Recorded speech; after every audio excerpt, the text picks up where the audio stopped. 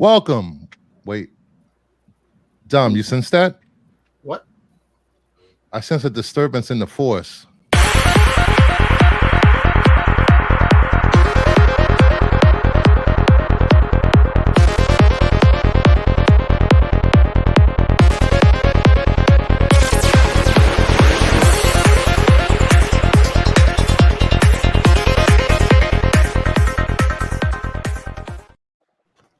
Welcome, everyone.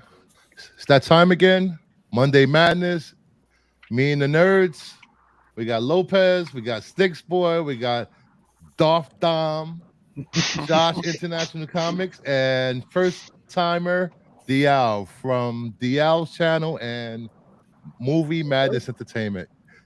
Dial, for the longest time I thought it was Max Movie Entertainment or Max Movie Mad Entertainment. Max. Yeah. They call me Max. He added an and in between Madness and Entertainment. It was just Movie Madness Entertainment. Now he calls it Movie Madness and Entertainment. I'm like, what? Why? Okay.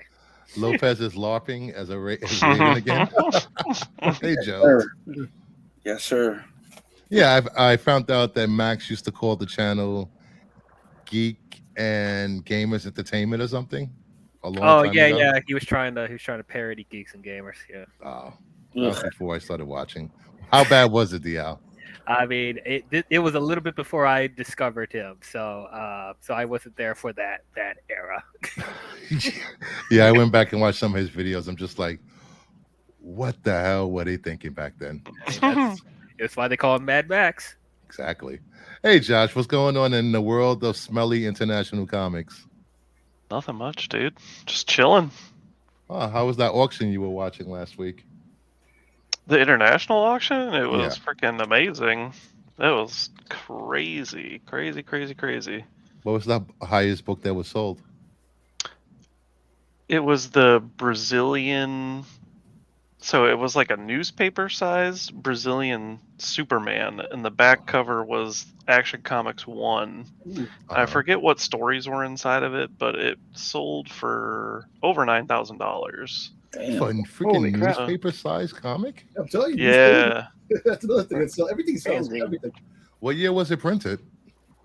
1939, 1940. I mean, it's old. Yeah. Well, also, think about it. From a foreign country, the weather conditions, just things are so different in other countries. That's why you can't get the books in high grade because it's tough. The weather and the conditions, earthquakes and friggin' typhoon, crazy stuff. Yeah. Anything from Indonesia is hard to find. Dude, and it smells like whoo. Degrassi knows. Hey, Degrassi, I discovered Max by searching Dime Store Doomcock. Hey, Pete, what's going on? Oh, look at this. It's the boss of more than 3/4 of the channel. Hey, that's my CEO, Mr. Pete. That's my CEO, bro. Dolph Lopez, you're finally back home, not traveling anymore. Yeah, that's it, bro. No more hitting the road. I'm going back to my old job that I had in the before and during the pandemic where I got laid off. Yeah. Nice. Minor pay cut, but no more traveling. No more away from my boys. I had a dismal freaking traveling experience in Texas. Never again. Oh yeah. Geez. Oh, that's right. You went to Texas for a wedding. How was that? A wedding I never went to because of COVID. COVID hit me for the first time in 3 years. Wow. Well, kind of. Do you blame Texas or the plane? You know what? I blame the 112-degree weather, hotter than Tatooine. I get really. You know what? I probably got on the plane. It just really was a coincidence. I did get sick, and it sucked that I couldn't do anything for the entire week. That's right, Joe. No more travel, man. Yeah, I ended up going to a horror fest con this weekend and met up with Sticks Boy. Oh, nice. Yeah, we hung out. Dude. No picture. We got pictures. I got a picture somewhere. Yeah, we're gonna be meeting each other on Baltimore Comic-Con next week. 2 weeks. Yeah, 2 weeks from now. 2 weeks. Yep, I found the shitty hotel within 9 minutes driving. There you go. Okay. It was literally like every hotel was like sold out within like a few blocks of it. Well, you know what's crazy? We months ago, my wife, she's always hitting the hotels. Like, what's coming out? She goes, "What kind you going to?"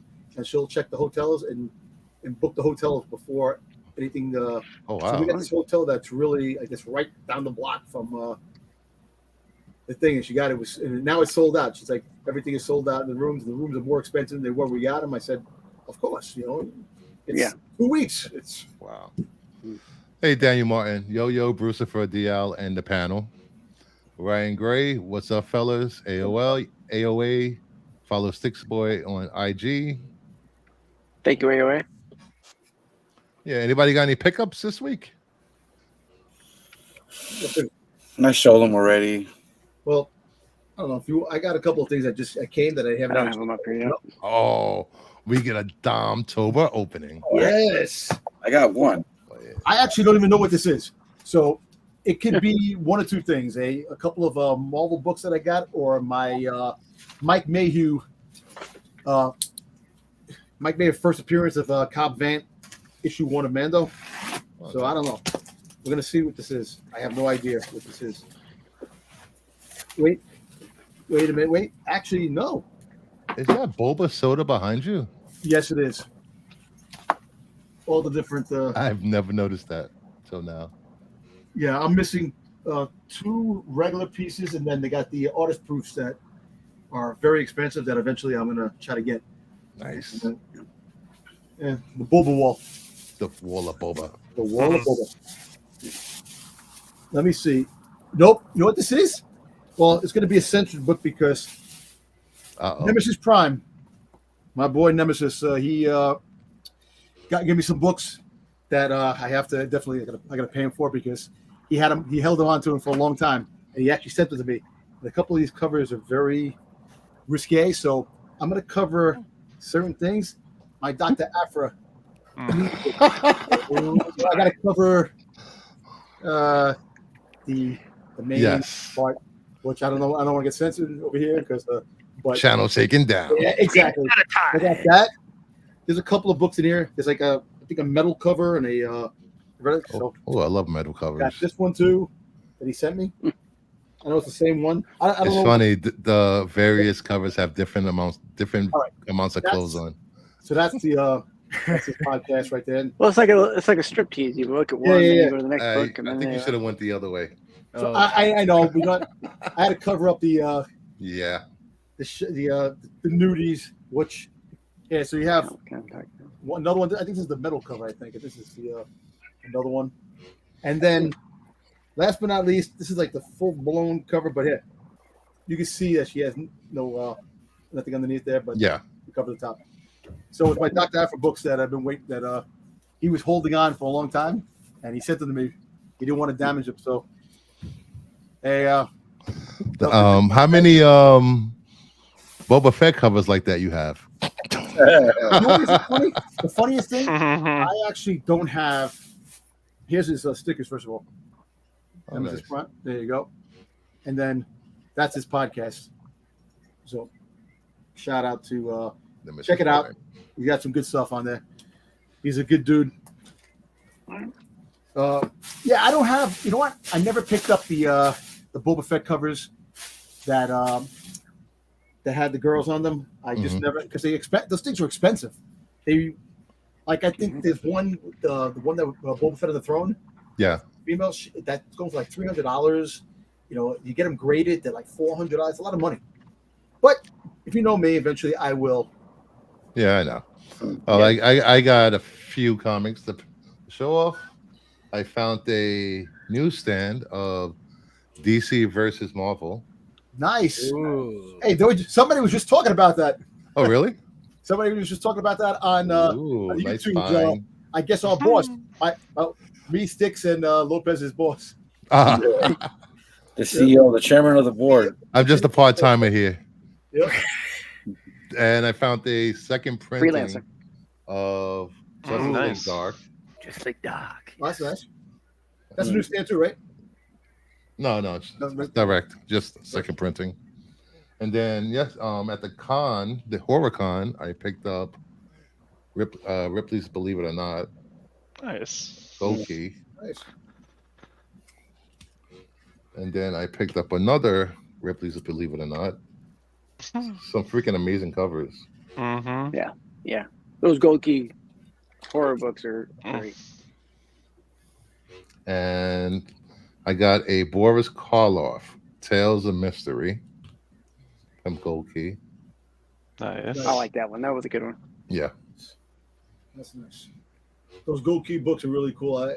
As cheesy as like The Land of the Lost and freaking Torok and all that stuff, they're great books. But So, Oh, I forgot about the Torah ones. Mm-hmm. Oh, you got something, Sticks?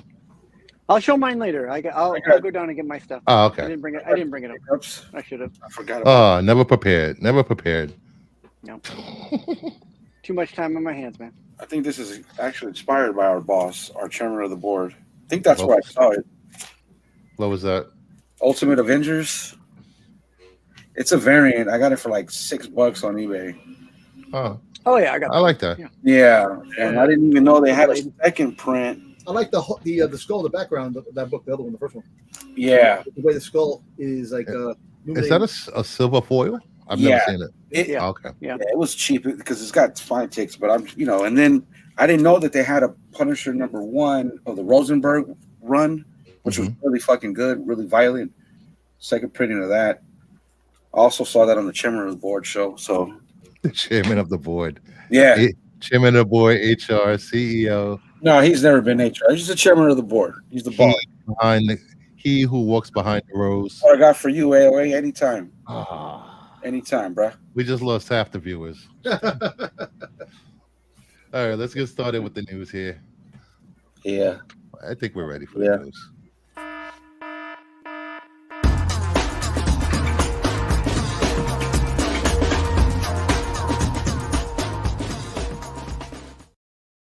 All right. First up, we got the latest new Star Wars series, Ahsoka, finally hit Disney Plus with 1.2 million U.S. households watching over its first 6 days. This is similar to the viewership of Andor's premiere season and slightly lower than Mandalorian's third season premiere over its first 6 days. I don't think this is a good viewing for the first 2 episodes, because I believe that the Mandalorian's third season was really low and Andor was really low. So unless it picks up later episodes, I don't know. Let's put it this way: like I was saying before we came on, that I don't think anything that's going to be made that people are going to love. There's always going to be something, and I actually thought this was better than Mando season. Like I didn't like Mando season 3 because they did dirty to my boy Boba. So I don't care if anybody says he should have been in the show at least one episode, but I didn't like But this has a lot of promising. There's some still moments in the first episode, but overall, there's some very interesting characters in Balin and Shin and Morak, which I really find intriguing, and I'm hoping that they do something down the road with those characters. Like, look, we all know that the late Ray Stevens is, he was the best part of these 2 episodes. His acting, because he is a prime actor. He was good. He was good. But at the end of the day, like I said, sometimes live action does not trans over good from animation, and people are confused. Another thing too is people are confused. They're like, "What's going on? Who's this character?" Because they never watch Rebels, and because Disney is they idiots don't know how to promote their own shows. They should have been promoting the hell out of Rebels. You have to watch Rebels. You have to watch Rebels. Go back and watch Rebels to find out. No, you don't have to watch Rebels. Anybody can jump in. No, you need to promote your shows for people to get connections to these things. I think they chose to do that because going back and watching Rebels and Clone Wars can be a little overwhelming for people that, especially if they had never watched a Star Wars But that's unfortunate. animated show. Hold on. There was a cheat sheet. You could just went on YouTube. There was a cheat sheet for that shit. I think Archlight put it out, and multiple content creators put out all that cheat sheet, what episodes to watch. Listen, So yes, it's out there. there's ways of doing things. Hold on, but are the normies going to do that though? No. That's the thing. So you got to, as a Star Wars fan, I realize, me being a Star Wars fan, I'm gonna watch whatever they put out. Now I can't speak on the normies. I can't speak on anybody else. I'm current on all that, so I'm gonna be up to date, and I enjoyed it. I got minimal complaints. The only thing I'm not feeling is Rosario Dawson's line delivery. I don't know what's up with that. That's kind of weird. That's kind of off. But other than that, I enjoyed it. I'm more excited with Balin's apprentice. She looks a little weird, dude. She looks pretty solid. I think it's gonna get better. I hope it's gonna get better. I liked episode 2 better than episode 1, which is kind of scary because Filoni did episode 1, and he's got a movie coming out. I don't know. We'll see. Well, But I got minimal complaints. Don, before you go, let me get DL and Josh's opinion of the first 2 episodes of Ahsoka. Okay, well, so I'm not really surprised about the viewership numbers because, I mean, you guys brought up a lot of good points because, first of all, this is a character that was established in an animated show that aired like years ago, and the casual the casual audience in general are most of them are not going to do the homework to go back and watch the previous stuff to understand what's going on here. And I mean, yeah, they did, I guess they didn't really. They felt like they didn't need to like make a cheat sheet of being like, oh, what to watch, because that could still be overwhelming for people. So that was kind of a lose-lose situation to begin with. They're pretty much going off of the good graces of her appearing in Mandalorian season 2, you know. So I don't really have a problem with how it's translated from animation to live action. For the most part, all the stuff that they brought from the animated stuff, I thought it worked pretty well. The writing, I mean, that's another conversation. But as far as how they look, for the most part, I think it looks cool. I personally like Rosario Dawson as Ahsoka. I felt like in the animated shows, even though I do love Ahsoka as a character, I did feel like she felt a little childish in like her earlier like appearances. I feel like Rosario Dawson gives more of a mature Zen-like performance to Ahsoka, and I dig that ever since she showed up in the Mandalorian. So I feel like it was more of that. And as far as the other people, that felt like people thought that the other performances weren't as like exciting, I guess. Like, also keep in mind, Rebels, like a good amount of the characters were really young, you know. Yeah. So it's like I feel like they're getting a much more mature as characters. They're not playing around as much. So I didn't mind them, like, you know, they weren't being like their silly selves like they were in the animated show, which is completely fine. Telling a more mature story, which is okay. Yeah. For me, like, I did like the first 2 episodes. I do agree that the second episode is a little bit better than the first. I want to give Dave Filoni the benefit of the doubt because he's still trying to learn doing live action stuff. He's come from an animated background, so he's still trying to figure out how to direct stuff in live action. I'm sure by the time he gets to his movie, he'll get a lot better. And Dave Filoni knows Ahsoka better than anybody because he created her. So I would trust him most than anyone else. I'm still kind of worried about the show overall because I've seen this happen before with the previous Star Wars shows, that the first couple episodes are really good and then it goes downhill after that. I was disappointed with Obi-Wan. I was disappointed with Boba Fett. I personally didn't like Andor, so it's been a row of disappointing. No, I'm sorry. I know. Oh, let me put my hat back on, bro. Let me put my hat back on. Josh, what do you think about? I know. I know that hit you in the feels, but I'm sorry. Andor did not work for me. But I'm just DL, the door to the left. Sorry. But like, hey, Josh, go ahead. So this is the perfect question for me because I'm a normie. I could care less about Star Wars. I could care less about anything related to it. I'm not sure if I've even seen all the Star Wars movies, but I've watched everything Star Wars on Disney Plus, and I've enjoyed it for what it is. That's all that matters. I enjoyed these 2 episodes for what they were. I know nothing about Ahsoka. I've never watched any animated Star Wars anything. Okay. Like, I'm a literal normie. Like, Star Wars, I could give 2 shits about. So, right. If I may recommend, and there's a lot more to recommend, but if I may recommend Star Wars, Clone Wars, final season 7. The last 4 episodes. There were 7 seasons of Clone Wars? Yeah, the 7 was on right, so the last 4 episodes of that show run adjacent to episode 3. While episode 3 is going on. Josh, go to France. But for real, I enjoyed the first 2 episodes. Yeah. I mean, the shows have all struggled with writing. Like, the writing on Obi-Wan was terrible. Obi-Wan could have been such a better show, but they did aspects that made people question, what the heck are you doing? Now we Yeah. have to. This is not right. Look, and I'll be honest with you. That you had Vader, you had Obi-Wan. It's Obi-Wan and Vader's fight. You put the Inquisitors in there. That should have had more time, more story.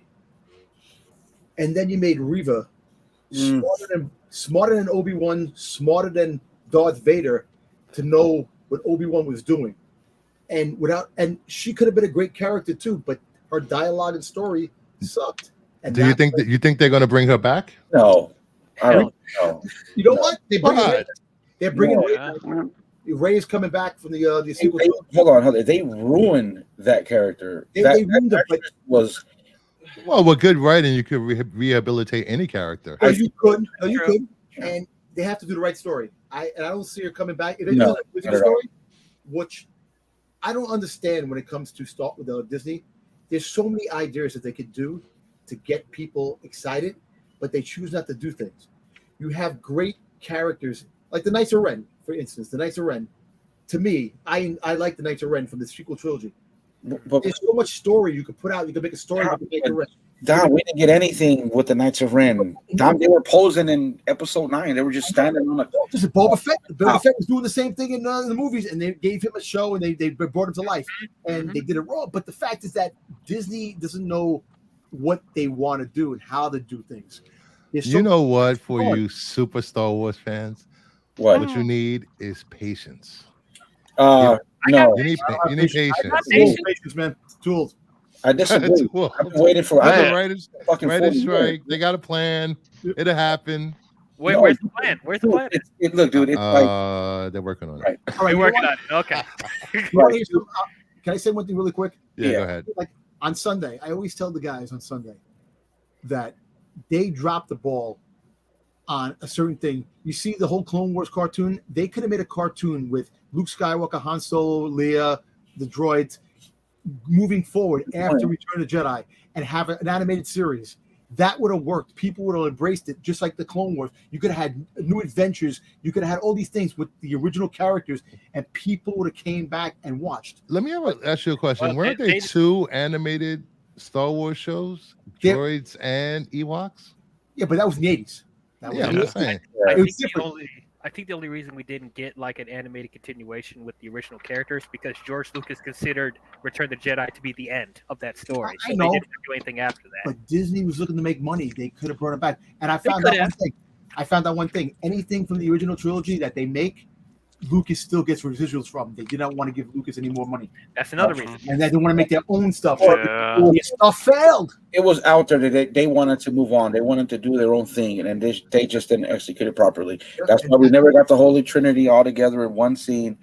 That's Let's not even go there. Harrison Ford, he didn't even want to come back. Come on, Not All unless right. you kill my character off. right. All right, exactly. let me. Everybody knows everybody that watches me on Max's channel knows my feeling about George Lucas and his Star Wars. It wasn't that great It was. to begin with. Shit. There was so many holes in the stories.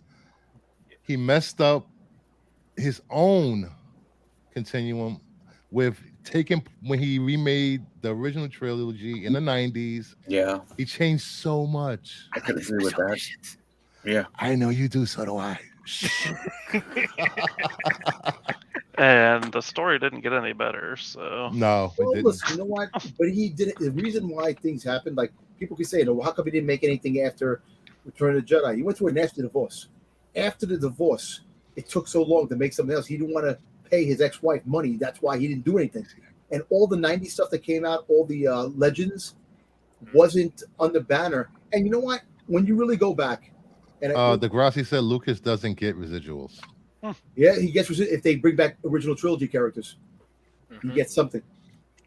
Mhm. Yeah, it I was thought when watching- he signed away his rights, he signed away He everything. did, but he does get something in that contract. He gets something. Why do you think Galaxy's Edge? They didn't bring the original trilogy. The hotel. They didn't bring the original trilogy characters because Degrassi is in the industry and knows some people. I He don't. sold the company outright, no royalties. So then again, if he gets no royalties, why are they bent on not using original characters that can because bring? they wanted to blaze their own path. They wanted to do their own thing. Would, Yeah. would you guys accept a recast of Yeah, Really, you guys would accept recast of You didn't even Leia, hear Luke, what he was gonna say. Yeah, I and don't. Han? Did y'all like Solo? Yeah, I Also, did. Yeah. I enjoyed it. You know, yeah, it could have been a little better, but I enjoyed the aspect of he did a great job as playing Han Solo. You know, I loved Kira. I'm a big Crimson Dawn fan.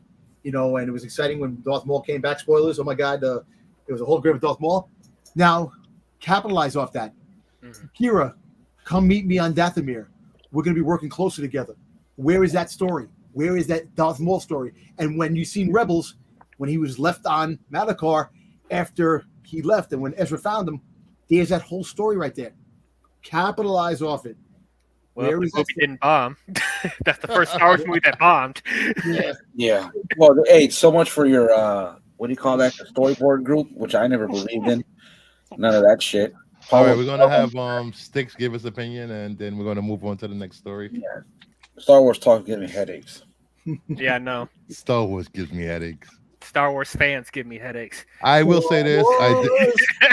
Just kidding. I will say this. After watching the first 2 episodes of Ahsoka, I did start watching Rebels. Cool. I did There you go. not. That's good. I'm proud of you. I'm proud of you. Keep Yeah, up I'm the good all right. work. I had to have something to talk to you guys about at Baltimore. There you go. All right, go ahead, Six. So I enjoyed both episodes. Yes, the second one was better than the first. I didn't have too much problems with what was going on, and the writing was close to what I thought they would have done for Rebels or Clone Wars. Yeah. So I don't really have any problems with this. Now, the 1.2 million is a low number as far as I'm concerned, considering how many households I'm sure are Star Wars centric. So either people are just waiting to watch them all at once. I don't know how true that is. Or Some of them maybe. people have become disinterested because of some of the shows they've done, like Book of Boba Fett and Obi-Wan, and to a lesser of some degree, Andor. There's a handful of people, that don't like Andor. Yeah. Yep, sorry. Nope. And you're entitled to what you think about it. I mean, that's fine. Not everything hits for everybody. All right. But- You know how you super Star Wars fans want more and more content, more and more shows, more and more movies, correct? Do you think I never said that. do you think the average viewer, general audience, is sick of Star Wars shows? Yeah. Probably. And I think that's I because don't think- the product hasn't been good enough, and word of mouth and social media doesn't help. It helps that as well. You know what I mean? Like, you get people like us and other more influential, or whatever you want to call them, complaining about it, and then word of mouth. Look how we all feel about Obi-Wan. Look how we feel about. I like the Obi-Wan. I like Boba Fett. I liked it too. There were some good moments in both of those shows, even though I was disappointed. Right. There were some good Dude, moments. I like when people complain about how bad Boba Fett was, like it's like drinking tears of like adult grown men. Look, the whole Boba Fett situation really. Growing up loving Boba Fett was being my favorite character. Yeah, I kind of like they missed out the fact that he could have been the John Wick of the Star Wars universe because the badass, and they made him. I'm a happy crime lord. Yeah, I want to rule with. I've never understood the love for Boba Fett. I He didn't literally did nothing in the sequel. That's true. Nothing. In Like, the original I know what you're trilogy. about to say. Oh, he did this in the comics and the novels. He stood there. He literally stood there. Yeah. He looked cool. He was in the Here's movie for Han less Solo. than Ooh. he was in the movie for less than 5 minutes and had like 3 lines and he You're was right. dead. Hey, Jeffrey You're Miller. right, but he has his followers, and it wasn't done justice. He's no And good then to me. we can sit here and rip Obi-Wan apart. We can rip that apart, and then we can do the thing with Yeah, but Obi-Wan is Obi-Wan. Mandalorian season 3, and let's not even talk about the sequels. There And was let's not even go there. So Disney's track record Star Wars under Disney, to me, it's under 500. It's not that good. It's like the box office says I don't care what the more. box office says. That's fine. It's That's gonna all they make care money. about. You know that, right? I know that that's all they care about. Unfortunately, yeah. But to us super Star Wars nerds, yeah, we're gonna go see it, and we're gonna go see it. We're gonna watch it at home on Disney, but we don't like it. And That's the problem. You yeah, guys don't care for a lot of the content, but you'll sit there and watch it and go pay to see it. yes, I will, and I'll do And that. that sends the wrong message to the companies, doesn't it? Yeah. It Well, does. Yep. I'm not gonna stop watching. I'm not gonna go there, bro. Sorry, just like Marvel, Marvel. Well, you guys know how I feel about Phase 4, but all that I enjoy. I'm gonna go watch Marvel. If I don't like the movie, then I won't watch it again. It's the same thing with Star Wars. I if the shows aren't that good, I don't go back and rewatch it. Yeah. Or I watch what I like of them. My whole deal with the Star Wars movies and shows have been their spacing, right? Too many are coming out too close together. You know, dude, space them out more. You know, if you're getting 3 things in 1 year, Nah, spacing. I can't do that. You know, They're trying to turn Star Wars into Marvel. They're trying to have like a assembly Well, line right. of products. And then they don't, and that's the thing, dude. It's like that's what my frustration. Yeah. I always That's not going to happen. That's not I going to always happen. put it to sports. This is a Yankee fan right there. Best dynasty in baseball, best whatever, right? Disney had an IP that like everybody has said on the panel they could have done so much better with, and because of whatever the reasons are that we'll never understand, they did not. They were handing a winning franchise, a winning team, and they just fucking ran it into the ground. You know what I mean? In my opinion. All right. Daniel Martin has this question. Is Star Wars nearing oversaturation? Yes. I don't think so. I don't think so, because it just, to me, the thing with me is, their failure with the sequels, everything's gone to streaming. Now, come on, guys. If episodes 7 and 9 are successful and the fans loved and everybody loved it, they would be doing things in cinematically. But because they failed, they're like. But didn't all the sequel trilogy, all the movies have a very high audience score? So obviously the general audience fans loved it. They do. I mean, I'm not going to debate those numbers, but let's be honest here.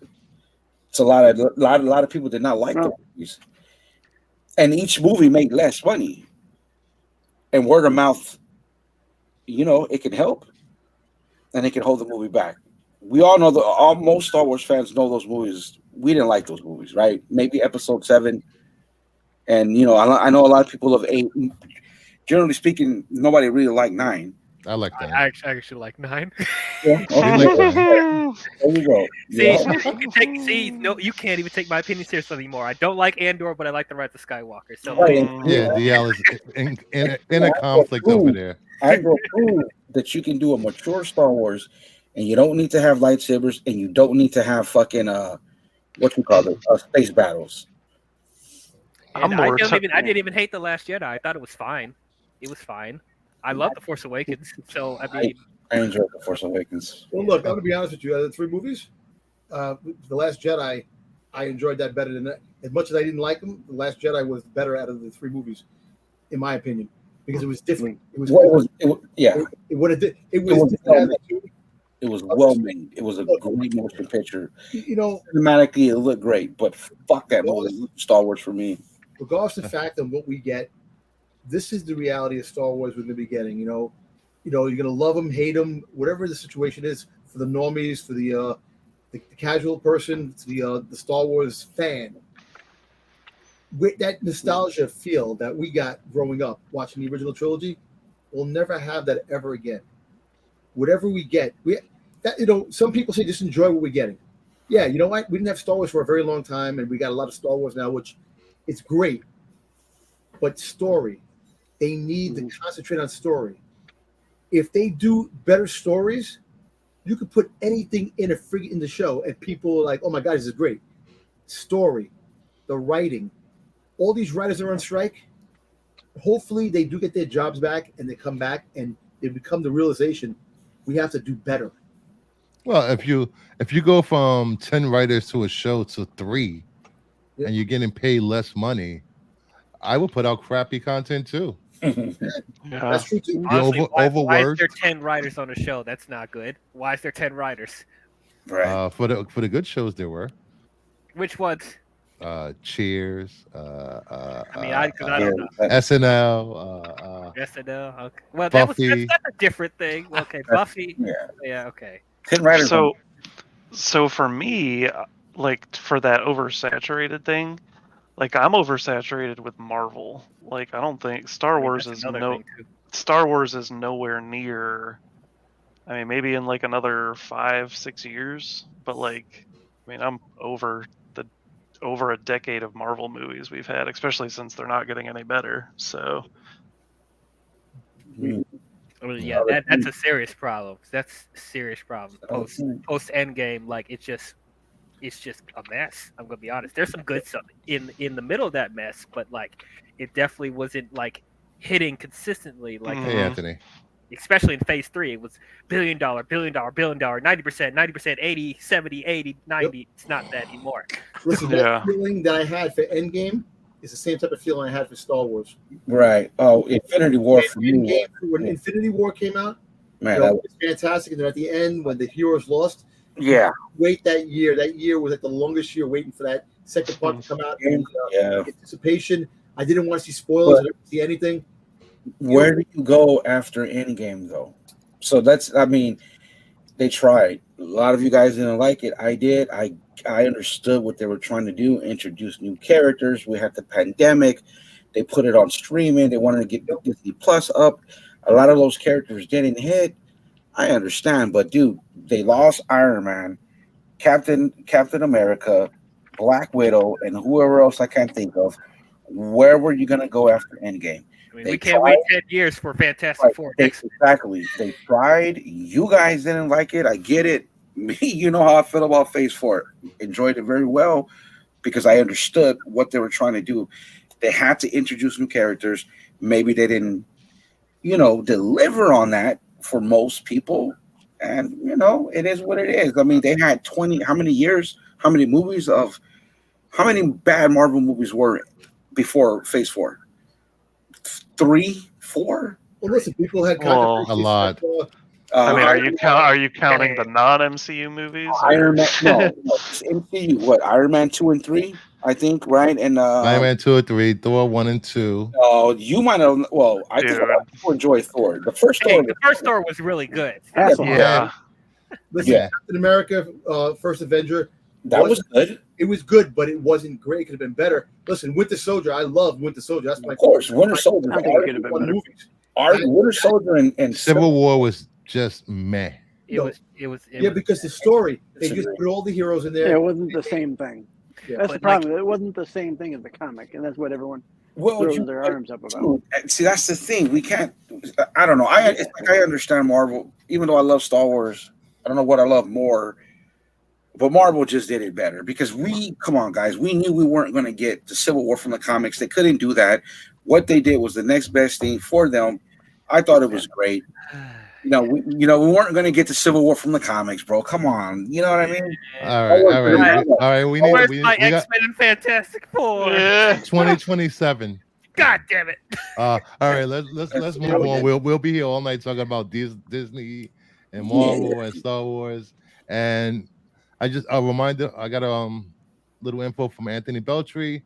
These numbers are only for people that actually had the Samba TV app downloaded to their smart TVs. So the viewership could be a lot higher. Yes. Well, we'll find out. Well, tomorrow is the next episode. I'm pretty sure Disney will release numbers. All right, next up. Barbie is Warner Brothers' highest grossing movie worldwide at $1.4 billion. And also, this year's biggest movie, beating Mario. Oh, yeah. Mm-hmm. Wow. Barbie girl. Good for Barbie. Well deserved. Finally, Margot Robbie has a hit after a string of not so... Oh, The Wolf of Wall Street. She was great. Yeah. Some very disappointing box office the last 3 films. Yeah. The last 3 films. Yeah. And if you want to count one of those Harley movies. Yeah. I can't believe this happened. I know you hate Barbie. I don't hate Barbie. You hate everything I don't pink.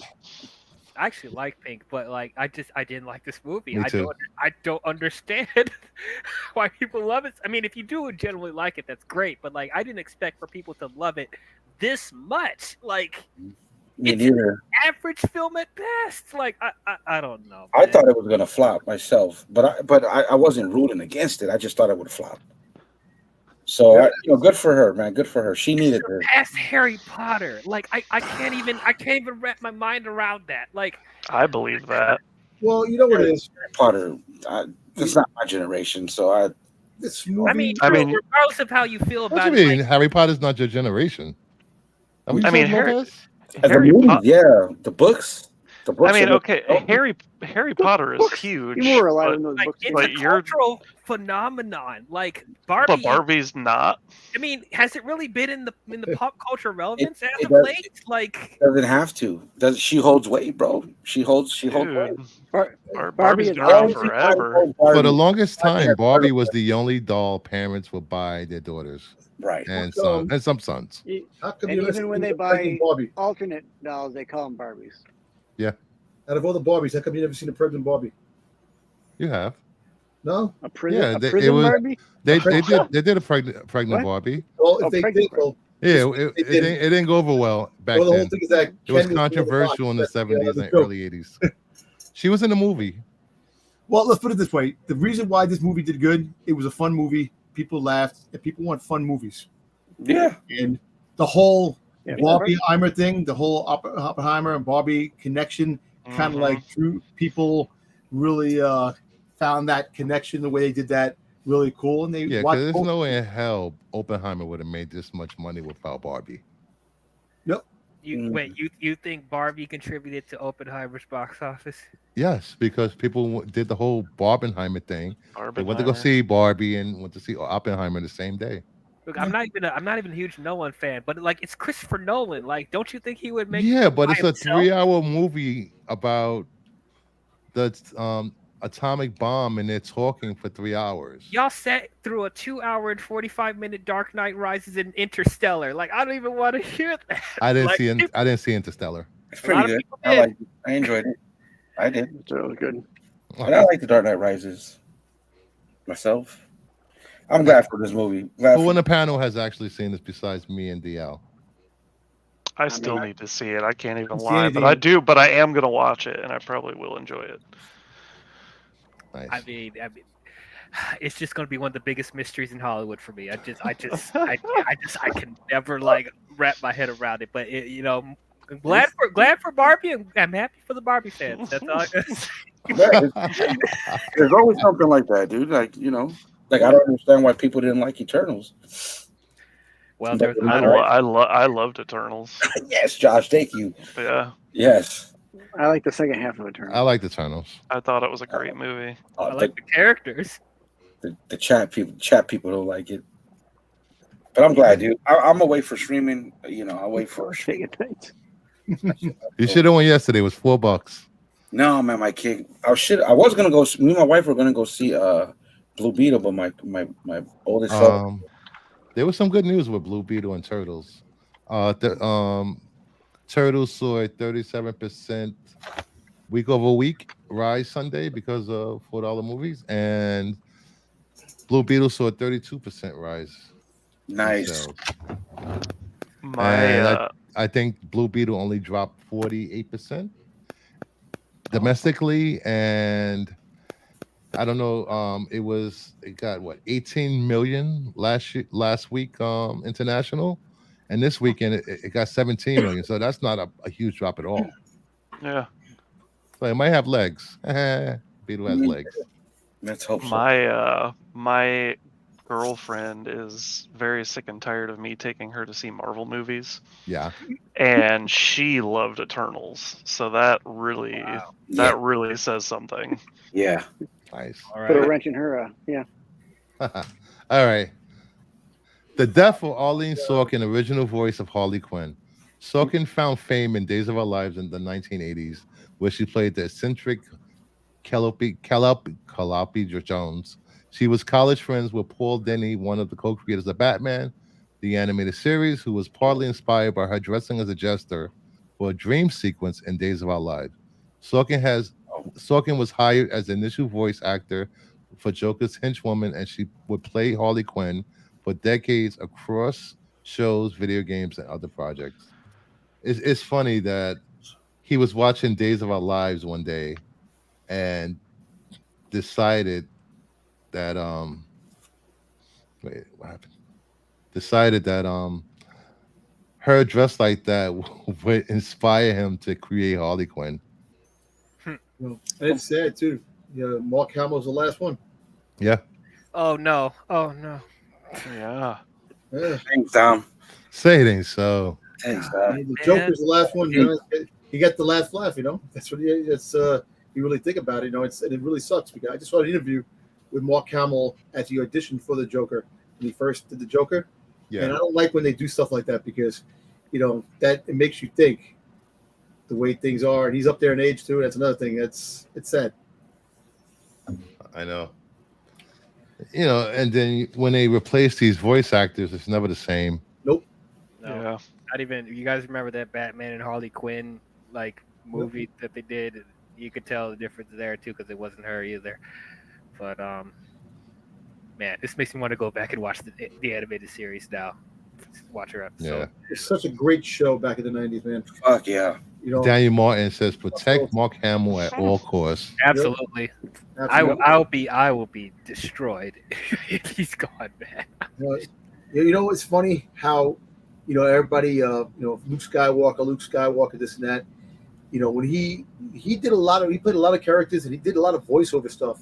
The Joker was definitely his claim to fame in the voiceover stuff. But he did a lot of other voices in other TV shows, animated shows, characters. So he is a legitimate voice actor as well. And you know, it's crazy. It's just crazy how this month has been really a terrible month. All right, we got Brian McClay in the chat saying Oh, Mark shit, Hamill. Celebrity. Mark Hamill has kind of become a douchebag. Not even, dude. Based on what? You know why? You know why? I'm going to be honest with you. The political aspect, his political views, which a lot of people have questioned. And you know what? Listen, at the end of the day, again, everybody's entitled to their own thing, no matter what the circumstances. Well, I think people need to learn how to separate the art from the artist. Yeah. Just like in sports. I don't want politics in my That'll sport. never happen. Right. Probably not. But look, Mark Hamill. Politics has always been in sports, going back to Joe Namath Okay. and before that, But whatever. Muhammad Ali.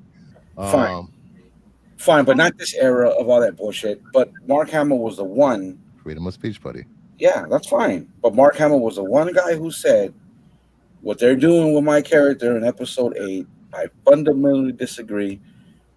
They're saying Luke Skywalker. You know, and look, it's not even that. It's the fact is that, yeah, he loved the character Luke, and if anybody's going to understand his character, it's him. He's the one that portrayed the character. But like I said, you know, when people call him whatever they got to call him, because like I said, outside what he does, he has his own thing. And like I said, people definitely do have to stop putting the stuff together.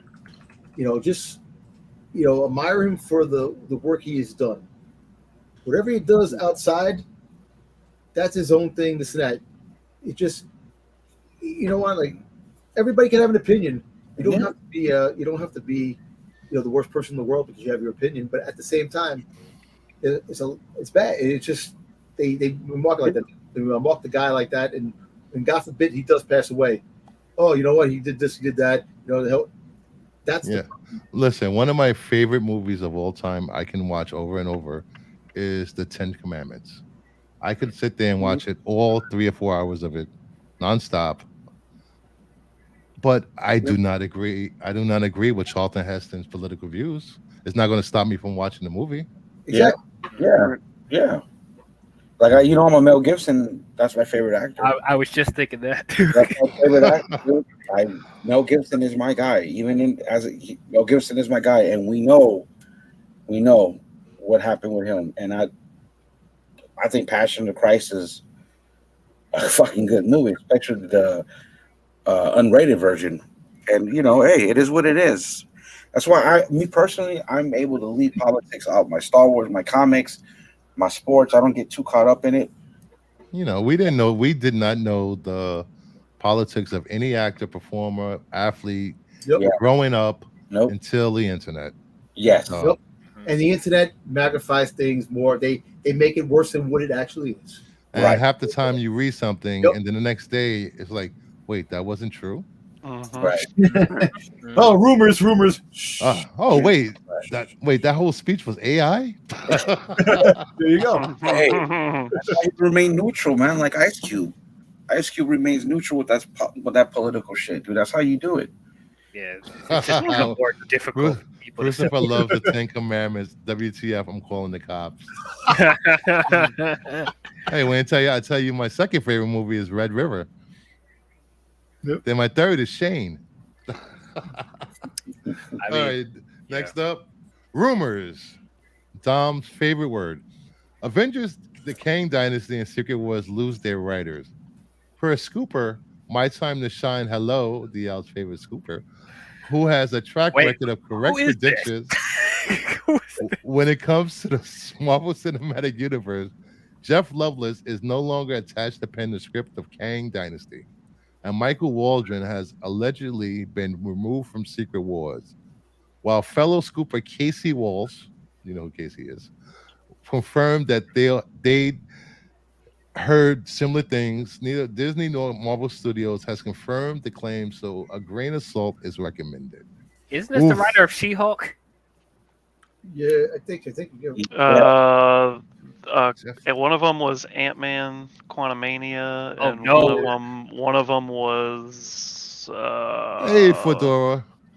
shoot, I can't think of what the other one think did, but yeah. So, dude. Well, Quantumania is already a red flag, so please go away. Yeah, Quantumania was garbage.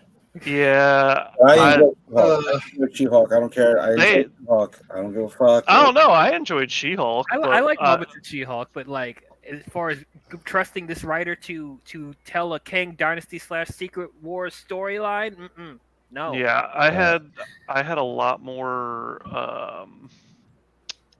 high hopes when I went and saw Ant-Man Quantumania. Like they really built it up to be something, and I saw the movie and I was like, this is not what I thought it was. All right, let me read the Joe's Doolin's comment. If I had a bell, I would ring it. Heston could strangle puppies, but he gets a pass because of Soylent Green, Omega Man, Planet of the Apes, and Touch of Evil. I did love Planet of the Apes and Omega Man. That's what I'm saying. That's why. I mean, That's his favorite line in Planet of the Apes. Christopher's age is revealed is 89. I'm actually 88. KC and the Sunshine Band. That's And what I'm saying, dude. Mel Gibson fucked up bad, but look. At the end of the day, if you think about it, all those actors from the 40s, 50s, and 60s, they did so much. For their craft, it's great, but outside their craft, half of them only be touched for a 10-foot pole. You freaking shot on sight. Wouldn't give a rag's ass that whatever happens to them. I didn't know about John Wayne until I saw something on YouTube about 2 weeks ago that I was like, oh, what the John Wayne, let me tell you something. John Wayne, oh my God. If you know his history, I loved him as an actor, this and that, but him as a person, he's a scumbag. He's like Sean Connery. Like, if you see the remember Sean Connery was on? Was in Sean Connery too? You got to smack a bitch once in a while. That's what he said. Oh, come on. I gotta put my hand out for that. Fedora the Kong said, I thought She-Hulk was one of the more comic accurate shows. It was toned down too. You can catch Fedora on Bird Show on Sundays. Bird, the I Nerd heard Show. John Byrne. No, that was John Byrne. Who wrote the She-Hulk back then? John Byrne. John Byrne. That's what I heard too. That it was very. The fact is people got upset with She-Hulk. All right, you know what? Because they never read the comic book. Right. They never knew that she was the first four-world person before Deadpool. She did it on the cover. I think Ambush. I think Ambush Bug was. I know, but in Marvel. DC did it first and better. Like who? Didn't she do it on her final issue? She says, if you don't buy my comics, I'm gonna rip up all your X-Men comics in the 80s. How many that comic was books funny. had the cover? He goes, if you don't buy this comic, I'll kill this puppy. Right. I'll kill this cat. Type of stuff. You know? All right, it's not the- Thoro's Comics. What up, Bruce and the Kingdom of Nerd panel? What's up, everyone in the chat? You can check out Thoro on his channel. Great show. So No, the I problem don't. wasn't the fourth wall breaking. It was that the story was a mess. Like, What, okay, She-Hulk? so what? Yes, the Yeah. story was a mess. Like, yeah, you could be fourth wall breaking stuff like that, but please tell a good story. That's all we need. That's what Don't I use always the say fourth that, a wall good breaking to story. cop out. But it did lack storytelling. It just really was all over the place. But at the end of the day, that was She-Hulk. Yep. If people didn't read She-Hulk in the 80s, 90s. the 90s, they wouldn't understand what the type of show they were getting into. If Deadpool can tell a compelling story and still do fourth wall breaking, what's the excuse for She-Hulk? Deadpool 2 is trash. Different. No, it was not. Deadpool 2 was better than a Ah. lot of comic book movies coming out that year outside of Marvel. It wasn't better than 1. Okay, so it's still really good. It's better than the majority of the X-Men films. What is? Yeah, I said that. What What? is? Yeah, There I you said go. Wait, which X-Men Hold on. films? Deadpool. 1, 2, 3, Origins, The Wolverine. Nah. Can I continue? Apocalypse, Wow. Dark Phoenix. Well, Deadpool 2 is actually better than the Wolverine. You see this, man? Don't listen to him. I'm the biggest X-Men fan here, and I don't like those X-Men movies, bro. No. I like the first one. Then the after first that, two- I was just like, no. dude. The And first X-Men class, 2, that first class line after that was pretty good. First You can class. argue that Except for Dark Fast Phoenix Logan, and okay, Apocalypse. Oh, Dark Phoenix garbage. Apocalypse garbage. X-Men 3 garbage. X-Men Wolverine Orange garbage. But X-Men 1 and 2, I enjoyed. Average. Yeah, that's 2000 though, bro. That's but I mean, Fedora being better We than had- the we X-Men had films is Spider-Man not hard to movies do. That worked, and that were in the early 2000s that weren't average. So, like, come on now. Spider-Man 1 and 2 were great movies. Those were terrible movies. What? Bro, get out of here. I was the biggest Spider-Man fan Hold growing up. on. Security. Yeah. Yeah, I was the biggest Spider-Man fan growing up, and when I saw those Spider-Man movies, I instantly stopped liking Spider-Man. Josh, Spider-Man 2, I would, dude, I could argue or debate it's one of the best comic book movies ever. Spider-Man number 2. That I fucking mean, movie, dude, that Yeah, movie, I agree.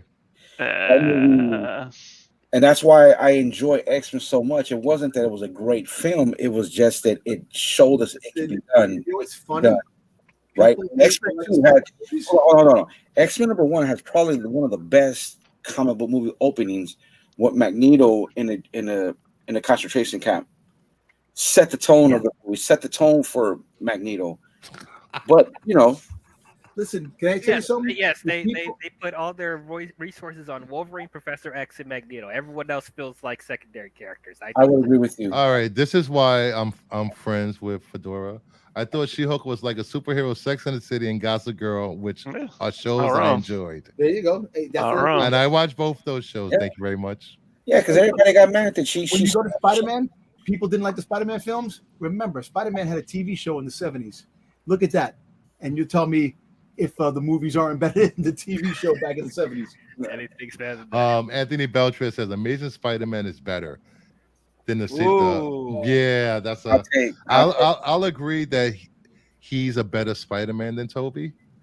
Yeah. Ooh. Yes. I agree with that. We got the hot Yes. take. comment as Yeah. well. And he stole the show in the last Spider-Man movie. To He did. me, He that did. act- Which I also didn't like. So, ooh, damn, Josh. We got a bunch of bro. hot takes up in here. Okay. Dude, if you're satisfied with just 3 hours of like what do Yep. they call that? Where they I like just the best throw stuff that people are like, oh yay, like I remember that. Like Brian McClay says best X-Men is Days of Future Fancy. Past with McAvoy. I like True. this. That's a solid. fan service. I like that movie. Right. It actually felt like an X-Men movie. Maguire was always crying as Spidey. MJ. He was. Damn you, What? Toro. He was Garfield. Garfield brought something else, bro. But I think Garfield is a better actor than the other two actors. Oh, he's the best actor out of the three. Yes. He's an Oscar nominated actor, dude. That dude's solid. Just a little bit of him as Peter Parker, Spider-Man, that movie for me stole the fucking show, dude. Like, whatever. I heard Garfield hates Mondays. Yeah, but he loves lasagna. That's because, damn, he avoided. God, we're old Sticks. Sticks just turned 60. Say happy birthday. He just turned 60. Yeah, exactly. Congratulations, Sticks. I'm not 60. All right, next up, Tom King and Peter Gross team up with Boom Studios for Animal Pound, and not the porno Animal Pound. Batman writer Tom King and American Jesus co-creator. You didn't know that existed until you said it. Shut up. Peter Gross unite. I'm sorry. Peter Gross unite for Boom Studios' new series Animal Pound, based on George Orwell's novel Animal Farm. The new series will give readers a modern take on the classic story. Boom Studios stated, "Visionaries King and Gross give us an updated version of Animal Farm for 21st century America, with two-party system gives way to fear and fascism. In this can't-miss event series, King and Gross will be joined by colorist Tamara Bonvillain, that's an awesome name, and letterer Clayton Cowles for Animal Pound." Isn't it just like the other animal series they It's have? exactly like Animal Castle, which is why I'm just like, who cares? Like, that's exactly what Animal Castle was. Who wrote Animal Castle, by the way? Anybody know? Yeah, I agree, Brian. Pass. Yeah, I don't know. Yeah, but it's the exact same thing. Yeah, I think I'm gonna pass on this too. Yeah. And I like Tom King writing, but I don't know. I'm excited for his Wonder Woman myself. Yeah, the Wonder Woman. Xavier Dorison wrote Animal Castle. There you go. Yeah, because it was like French or Italian first. Oh, I know yeah, that. it came over here. Yeah. I think it was French. I know it got French, hot. It got hot for a minute. People were talking about it. Yeah, everyone's like, this is going to be the craziest thing ever. And I'm like, this series came out like 4 years ago in France, and it was like a 4-issue miniseries. So I don't know what you're expecting. Sticks, ARRP card is in the mail. Do I get a free blanket or anything? A cooler? No. I think that. Well, you look up your age, Sticks. Just by the way. Hey, Brian, Master of None, what's going on? Thank you. So I guess there's a general consensus pass on this. Yeah. Yeah, not for me. All day. All right, next up, Bleach: 1,000-Year Blood War. 1 hour finale premieres September 30th. The second part of the highly anticipated anime adaptation, Bleach: 1,000-Year Blood War, is set to conclude with a special 1 hour episode. The climax of part 2, the separation, will be marked by the screening of episodes 25 and 26 in this special 1 hour event. Prior to this, on September 2nd, a compilation titled The Blood Warfare Separation will air, recapping the first half of part 2. The anime, which returned on July 8th for its second of 4 planned cours, has managed to keep audience engaged with its seamless blend of action, drama, and supernatural intrigue. I never watched Bleach. You didn't? Nobody watched Bleach? I never watched it. There's other. I mean, I'm a Dragon Ball Z guy. I'm a One Piece guy. I don't even use it in my show. Dragon Ball Z is overrated, man. What? I know it is, but I like it. It is, but yeah. That was my childhood. I think you guys should really take an interest in Bleach. It's really amazing.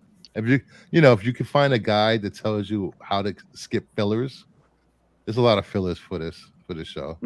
I mean, but I think it's better. Every show has them, though. I mean, every show gets a filler. Yeah, but not complete arcs of fillers. Like sure, I'm waiting Bleach for does. Castlevania, the new Castlevania that's supposed to be coming out for the. Netflix. That's what I'm waiting for. Netflix, the Castlevania series. I really anime. My wife watches anime more than I do. I watched it, but I've only been able to sit through one anime, and that's the Girl Who Leapt Through Time. I can't really sit through too many. I don't really do anime unless Robotech. Oh yeah, Well, that's we That's grew up what on we Roku. did. That's not even animated. Ghibli, Studio Ghibli I don't anime. look like it's anime. Mhm. Damn it. Oh, I love Kiki Delivery Service, dude. Mhm. Oh, that's a great one. Yeah. Yeah, and what's the other one with the pirates in the sky? Castle in the Sky. Yep. My kids love that shit, dude. You're about to say One Piece. I'm like, what? Yeah, but all this stuff I don't. We are not talking about One Piece here. But Oh, dang Doro said, I'm looking forward to this, but I don't think it'll touch fifth gear Luffy. Oh my God, Fifth Gear Luffy. What the hell is fifth gear Luffy? Yeah, look it up. Look it up. I am sorry. One more like, than fourth gear. Come on. why are we giving Luffy these gears? Why are we doing it? Why? Just stop. Isn't he just He's I not don't know, Goku. He's not Goku. Stop. from it. what I've seen of his powers, isn't he just Mr. Fantastic or Plastic Man? Yes, that's how he started out anyway. Ah, Yeah. all right. We're gonna move into some rare video games that sold. Here we go. Misadventures of Tron Bonnet, released July 22nd, 1999, developed by Capcom. Due to its unique nature and weak sales, meaning low print runs, account for its high value and sought after status now. The disc fair market value of the disc only is $280.46. That's crazy. I owned that game when I was a kid. Yeah, I had this also. Who would have thought that these PlayStation games, these first gen PlayStation games, will be so much? Is it because it had that playable demo of Mega Man? No, I think it was a low print, and I don't think this was a really hyped up game back then. Right. Yeah, But, I mean, the fact that it had that demo of Mega Man in it. Yeah, it could be also. Yeah, I think this was the last thing fans of Mega Man wanted to play. It's true. Yeah, when they took Mega Man 3D, I was like, "What the fuck?" Mega Man was awesome. Sticks, you watch Doctor Who, but don't watch anime. Hey, What are the look- two? The two are exclusively different. very But, true. Yeah. And no knocking Doctor Who in the chat, please. Yeah, I agree. They're both weird in their own way. Man, what is Tail Concerto, released April 16th, 1998 by Atlas. This game was delayed in the West several times due to the publishing rights transferring between multiple studios. Atlas would eventually publish the game in small numbers. This is a PlayStation game, I believe. Fair market value for the disc alone is $170. Completing case sealed to $735. Damn, never heard of it. I've never heard of it, Oh. never seen it. No, I know Atlas, but yeah, not this game. Yeah. Yeah. Never seen it. Doro, Are you who the going- hell is Doctor Who? Yeah. He's a doctor. The chick, the female, right? So, Right? The last I one was, thought yeah. they were done with the female. Yeah, the she's female's done. done. Okay. Yeah. I don't know. Oh, it's the Purple Man. Is Doctor Who, Yeah. right? David David Tennant, Tennant is coming back. Yeah, he was Doctor who Who. is the voice of Hunyang on Ahsoka, Haunt, yeah. Professor Hunyang. Hunyang. Yeah. Fedora, Atlas games command high values. I highlighted this months ago on the Ferd Show. Nice. Mm. Don't forget to check out the Ferd Bird the Nerd Show, usually the Sunday afternoons. I usually don't agree with AOA, bro, but that's funny. What the- Doctor Who has been on for Hey, 75 years wait. and 18 episodes. Uh, That Hey. is untrue. That is untrue. Very untrue. but it's funny, dude. You don't need 22 episodes of a show to tell a good story, damn it. That's true. That is true. Revelation series Persona, Mhm. released September 20th, developed by Atlas. It was the first title in what turned out to be a successful JRP series two decades later. Makes Huh. sense. Makes sense. Dude, I don't Fair know. market value for the disc alone is $175. Complete in case $536. That's not sealed. Right. This started the Persona series. I gotta start hunting video games, man. Yeah, those garage sales, Garage sales, Yeah, flea dude. markets. Exactly. pawn shops. Every time I go to a thrift store, I go check out the Did- DVDs and the video games. Yeah. Yeah. They got this. Degrassi, I only wish it was a deep fake that we were missing Doctor Who episodes, but it is unfortunately real. Really? We are? They got this replay out here where I live. A lot of them. Yeah, a lot of the early episodes of Doctor Who are lost. Oh wow, I didn't know that. Nice. All right, next up, JoJo's Bizarre Adventure. I had this game like 2 or 3 times. Yep. Released in 1998, developed by Capcom. The PS1 version has retained its value over the years. This could be in large part due to the still active fan community that is playing the game. Fair market value disc alone is $179, complete in case $350. I thought JoJo's Bizarre Adventure was a new anime. Oh God, no! That's been Whoa. around forever. JoJo's been without that around long. the 90s. Yeah. Wow. Yeah, It's been I around just for- started hearing about it the past 3 years. I'm like, is this a new anime? Yeah, I watched the OVAs. Was I still in high school? I might have been still in high school. Wow. That was a long time ago. Video How game, long ago? I think it's tougher than comics. Damn you, I graduated in 94. Tons of game flippers. The Dreamcast one is the one to get. My brother still has his Dreamcast copy. He won't give it up. I've been buying up the Japanese copies. The virtual tennis games are expensive too. Sega tennis. Yes, they are lost, and Disney and the BBC are recreating them with deep fake technology. What? What? Oh, That's- Lord. That's blasphemy. Interesting. They are All right. animating some of them. They are animating. That's not deep. All right, Yes, next up. and just before you go, Oh. JoJo's Bizarre Adventure has been around since 1987. Jesus. Yeah, Wow. 87 was a good year. that was. That's the Oh, year I wow. was born. Oh fuck, that was what? That was Predator, Aliens. I was in middle High school. school. I was in middle school. Goddamn. I was Yeah, 17 dude. years old back then. Jeez. I was not born yet. That was a good year, dude. Greatest year ever. You know what I say to DL? Yeah. All right. All right, next up. Poor DL. What's this? Toro, I know JoJo, but I still don't know who the hell Doctor Who is. God damn it. Go watch a YouTube video. Or watch, where is it? On Max? Max with Disney Plus? It's on Max right now until November, and there's also a Pluto channel that you can watch that Oh, wow. plays videos. To sum up what who Doctor Who is, he's a time traveling alien with three hearts? Two hearts? Two. Two Two hearts. arts. With a sonic screwdriver. That does right. whatever the plot says it needs to do. Yes, Correct. that works. Yeah. Thank you It very is a much. plot device. Yeah. First, I will Persona agree with 2, Eternal Punishment, developed by Atlas. Wow, this list is very Atlas heavy. Released on June 29th, 2000. It We have a was lot of expensive games. only ever released in Japan and America. Fair market value for the disc is $180. Complete in case is $345. All right. I never even played the PlayStation Persona games. See, she's got Me two either. hearts, Me neither. You know, so be on the lookout for some of these old Atlas Persona games. JoJo in games. general. Sheesh. Yeah. You know, if you find those old Nintendo Game Boy games, grab them up, especially Pokemon. Good luck finding those. Dude, anything is worth. Like I picked this up the other day. What you picked up? This for the Wii. So it's SSX Blur. Oh I picked this. Nice. I picked this up I for miss 50. SSX. Oh, I like I- SSX. Yeah. I picked Oh, this yeah. up for 50 cents, and it sells for like $8 to $10. Oh, wow. Wow. So like, We got a dude, celebrity. What a like deal. any games are worth something. We Look got at another celebrity. Jedi's in the chat.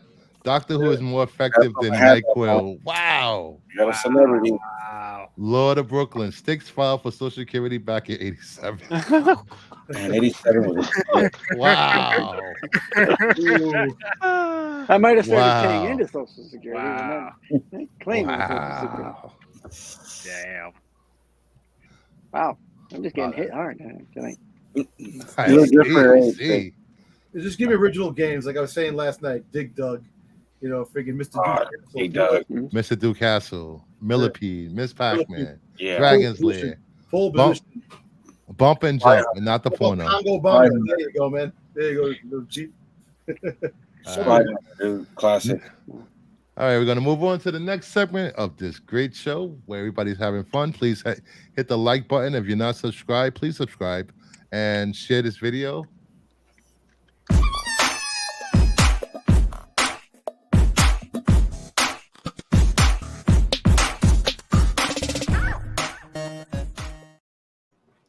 Welcome. We're going to say what's going on with some sales on eBay from comics. First up, we got Venom #3, fourth print, CGC 9.8, first full appearance from Null, sold for $129.99. I could have swore this book was sold for a lot more in the 90s. Yeah, it did back in the day. Yeah. The third print was like a $500 9.8, probably more. I got the third print when he's sitting on the throne, right? Yeah. I have that one. I had it. I bought it without realizing I bought it when it came out. I was like, just picked it up and I just had it in my my box.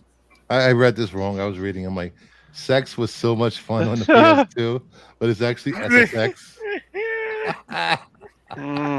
Yeah, this was back in the good old days for this book.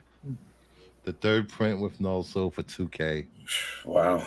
I think I have a store variant with Null on the cover. Mm-hmm. Yeah, they were arguing that in the pandemic. Yeah, I had that 9.8. Yeah, they would, but the third print won out. Yeah. Back if in Null comes back, if they actually introduce Null in the movie and they bring Null back in the bigger storyline, maybe. Null is trash. Talk about Dazzler instead. Oh, that was major spec during the pandemic, dude. Oh yeah. Yep. Oh my God, bro. So let's talk about Taylor Swift. Hey, No, please. I hope people learn to stop specking on movies and TV shows now. Yep. It's not worth it. It's not panning out. never was. It was good if you were selling books at the time. Which Now spec on video game books. That's a different story. There you go. oh, All right, next up, we have Superman #16.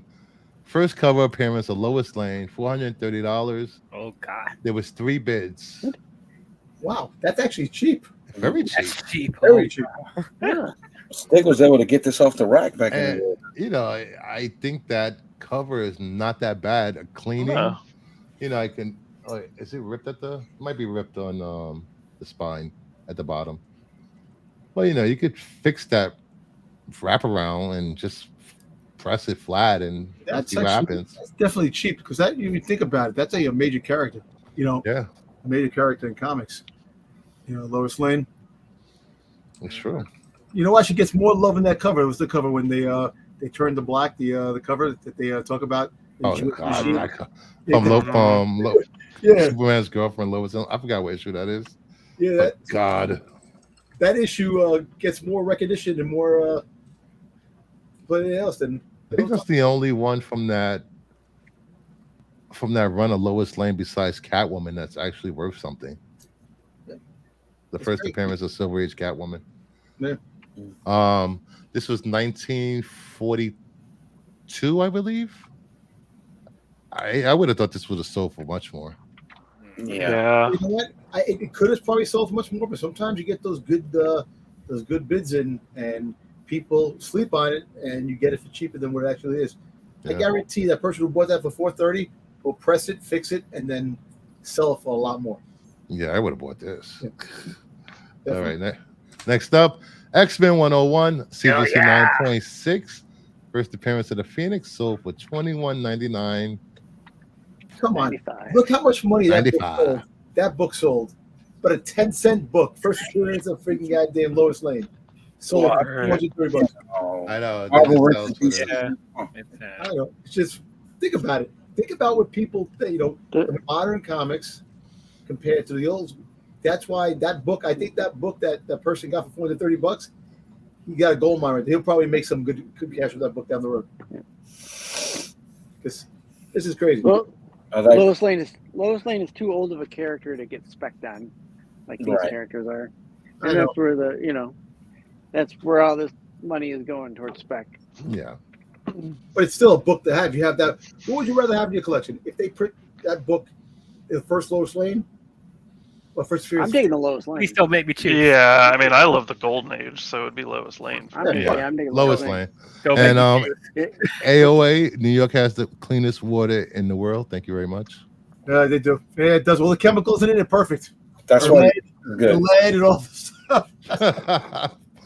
There's more fluoride in the water than in toothpaste. Think about it. damn Think about that. Some of us are That's true. not all up here because of the lead and stuff that we drank all our lives from New York City water. There you go. All right, next up, Strange Tales 169 and CGC 8.0. First Brother Voodoo sold for $375, which is not bad. Seems cheap. That is cheap too. Yeah, or bronze. I Elite. agreed. Mind you, he's still going to make his appearance eventually. Mhm. Yeah, and he's the headmaster of Strange Academy. Strange Academy. And plus, they had changed his name now. It's no longer Brother Voodoo. It's Dr. Voodoo. Yeah, because they didn't like the, I guess, the changing in times because of. Can't be a brother. Yeah. But he's a brother. God. Yeah. I mean, All right. just saying, it's called how it is. Yeah. What was that? That was a 8-0. How much is this grade 9.8 on this book? Strange Tales? It's probably up there. You got to be Let me up there, right? Is it like the same? Like I got those Ghost Rider 9.8 first Ghost Rider. I'm going. I'm It's a looking lot at of eBay. Let's just look it up. Does anybody have this book? Nope. No, I never I heard don't of. believe I do. I never heard of Brother Voodoo Before your time, buddy. Before your before time. my time. Yes. All right. Strange Tales 16. Yeah, one sold the day before this one for $449. Did he work with Hypno Hustler? Or, No. I'm sorry. No. No Hustler. And the Rainbow Reader. The what? The Rainbow Reader. The Rainbow Reader. Rainbow Yeah, Reader. yeah. Raider. Wow. R-A-I-D-E-R. Rainbow Raider. I just said Rainbow Reader. I'm like reading Rainbow. I'm like what?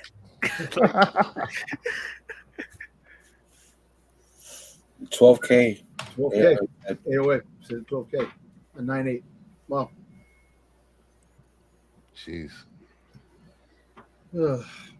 You think about some of these books selling for like the highest known value, it sold for CGC 9.8, May 9th, 2021. Sold for $21,600. There you Oh go, yeah, baby. the COVID. the boom, the comic boom. Oof. Yeah. Damn. Someone That's overpaid. crazy. Damn, man. Oh, I feel Jesus. sorry for a lot of Imagine buying a book at that price and For watch a it slowly tier, go down. paying that much for a tier C character. Yeah. Wow. You could actually buy a nice used car for that much money for a graded book. That's true. Yeah. All right. Next and last book on eBay sold. Blue Beetle #1, CGC 4.5. First appearance of the Question. Charlton Comics 1967. Sold for $240.40. 4 bids. That's I wish I would have saw this. Wow, that's low. You see what I mean? That people get these deals, and that's why I like some. I like auction bids sometimes because you could really Yeah. good Yeah. stuff. You could walk away Is- with Yeah. Is that like low though? Like who? Okay, this is gonna sound. Who's the Question? Like, is that like a tier D character? Like, Oh, the Question. I think he's a B character. B character. You Yeah, think not he's a B quite top character? tier. he's a B character. What's he ever been in? I've never heard of him. I mean, he was in the Justice League of the Limited show. That's like probably the most popular thing people know of him in. But like outside of that, I don't hear a lot of people talk about the Question. Like, I mean, that price seems okay to me because I don't The know. Question was very popular in the 70s and early 80s. I'll tell you what. Well, those people are like 70 and 80 now. And so- then they made Detective Montoya the Question during 52 Countdown, I believe, or something like that. I can see James Gunn taking this character and making him big. Oh, I would love to see the Question in live action. That'd be great. A 9.8 of this on March 17th, 2022, sold for $23,101. At what? That kind of makes. I mean, how many 9.8s are on the census? Think Right. about it. Oh, there you go. 17 9.8s. Or is that for? No, that's for That was Brother for Blue. Brother Voodoo. Yeah. Yeah. Can't imagine there's many 9.8s of this. I wonder how. They're 9. 9, yeah. 9, 9, Wow. 8. Yeah, like I don't know if I saw this book, I'd be iffy at $250 on it.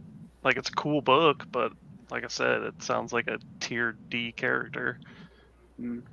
I wonder how the Question would look in live action with no face. Pretty cool. The same way Cobra Commander would look. Oh Yeah. boy. Listen, they have to bring back the hood and Cobra Commander. They got But, that shit. you know, looking at this cover needs to be cleaned, a good Yeah. press. You can go up a little, maybe a grade, maybe. How many 4.5s are there? There's 22 4.5s, so Yeah, there's a lot. Yeah. 28 5s. All right. Now, going back to books like in the 70s, man, I got to get my copy of Super Pimp, man. That's Super Pimp. Yo, I don't know about the true book. Yo, I'm just saying, the way they had characters back in the 70s, man, they didn't give a shit what they put out. After the Blue Beetle movie, wrong. I'm like, Some Felix the Cat comics. Felix the Cat. Oh my god. You know about Felix the Cat? Yes, I know. Yes, because I used to watch the old cartoons when I was young. Listen, Alright. some people said there were new cartoons as a kid. You're an old cartoon. Yeah, these are old cartoons to me. Sorry Yeah, to say there that. you go. All right. Next up, we have.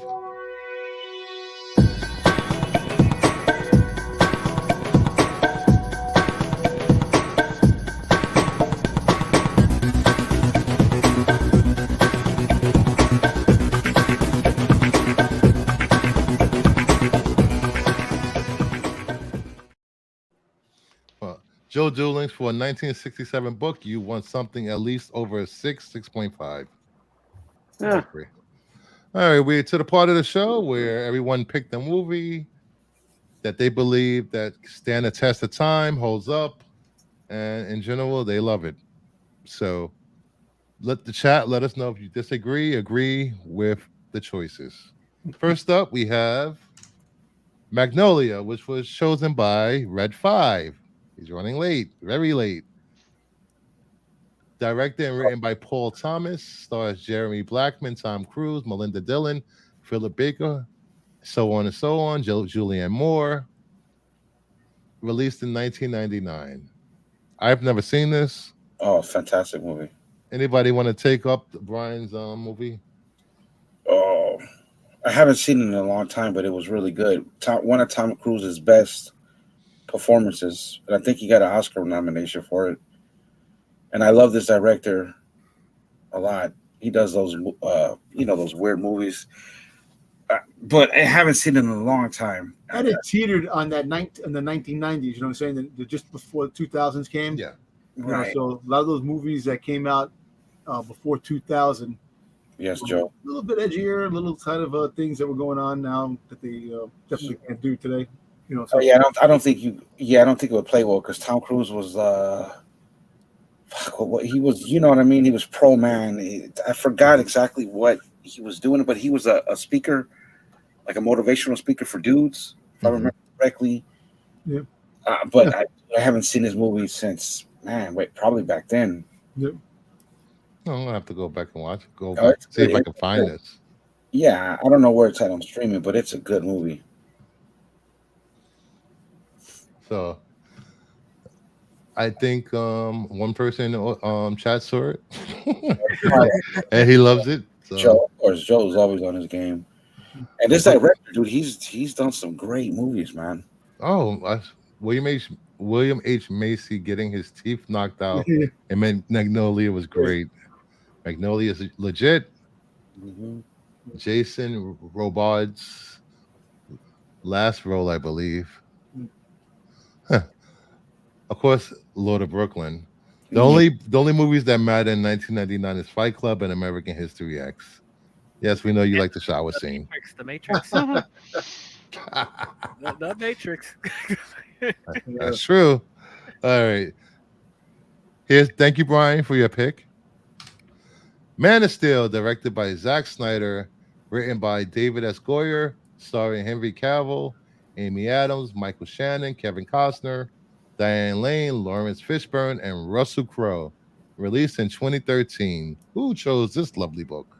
That would be me, sir. No. Let's get controversial today. Oh, here we go. At least 3 people on the panel love this movie, so. Yeah. I enjoyed it very much. I enjoyed it, but still the original to me, original Superman. Fair enough. So, DL, why do you still think this movie holds up? Well, before I speak on my thoughts, can you believe this movie's already 10 years old? I'm like, wow, it felt like yesterday that I went and saw this in the theater. But yeah, it's nuts. What were you 5? No, I'm just kidding. Actually, I was just getting out of high school when this movie came out. Wow. Yeah. Yep. So I honestly feel like this movie is completely misunderstood. I know it's a very polarizing film for a lot of people, which with certain aspects I understand. But what I really love about this movie, Superman is my favorite comic book character of all time, my favorite superhero of all time. And I grew up with the Christopher Reeve movies as well, and I enjoyed them for what they were. They were nice, like nostalgia movies, feel good films for the time. But like, I've been wanting for the longest time for them to do a modern take on Superman. That was good because I know you're about to say Superman Returns, and no, I did not. That was garbage. Absolutely garbage. And I was, man, because this came out not too long after the Batman Begins, and I love the Batman Begins, and I wanted like a similar treatment for Superman, and I was hoping that Superman Returns would be that, but like it was very, very disappointing. But Zack Snyder also, I really do enjoy him as a director. I know he's also a very polarizing director right now. To say the least. To say the least. But I really enjoy his filmmaking style, though it was surprised that they got him to do this movie. I didn't picture him doing a Superman film, but like I felt for what they were trying to do with this version, I thought he did a really good job.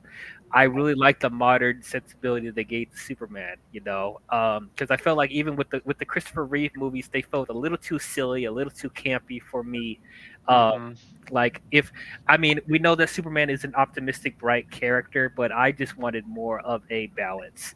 But like with this one, I just like that. I know a lot of people criticize this version of Superman being like he's dark, or they turn him into Batman. I didn't see that. I thought they put Superman in today's times. Like we're in a much more darker time. It's a much more cynical time, I would say. So I like that they put Superman and having him react to the dark circumstances of the modern era today. That's what I really liked about it. Like not everything's going to be happy, not everything's going to be optimistic, but like Superman, even though he's dealing with a bunch of like criticism with humanity and like dealing with stuff with his, Kryptonian heritage and stuff like that, and them taking over the Earth, he still does his best. He still goes out and does the right thing. At least I believe that he still does, even though he's dealing with a bunch of dark circumstances happening in the movie. I think that Michael Shannon as General Zod, I thought he was great. I agree.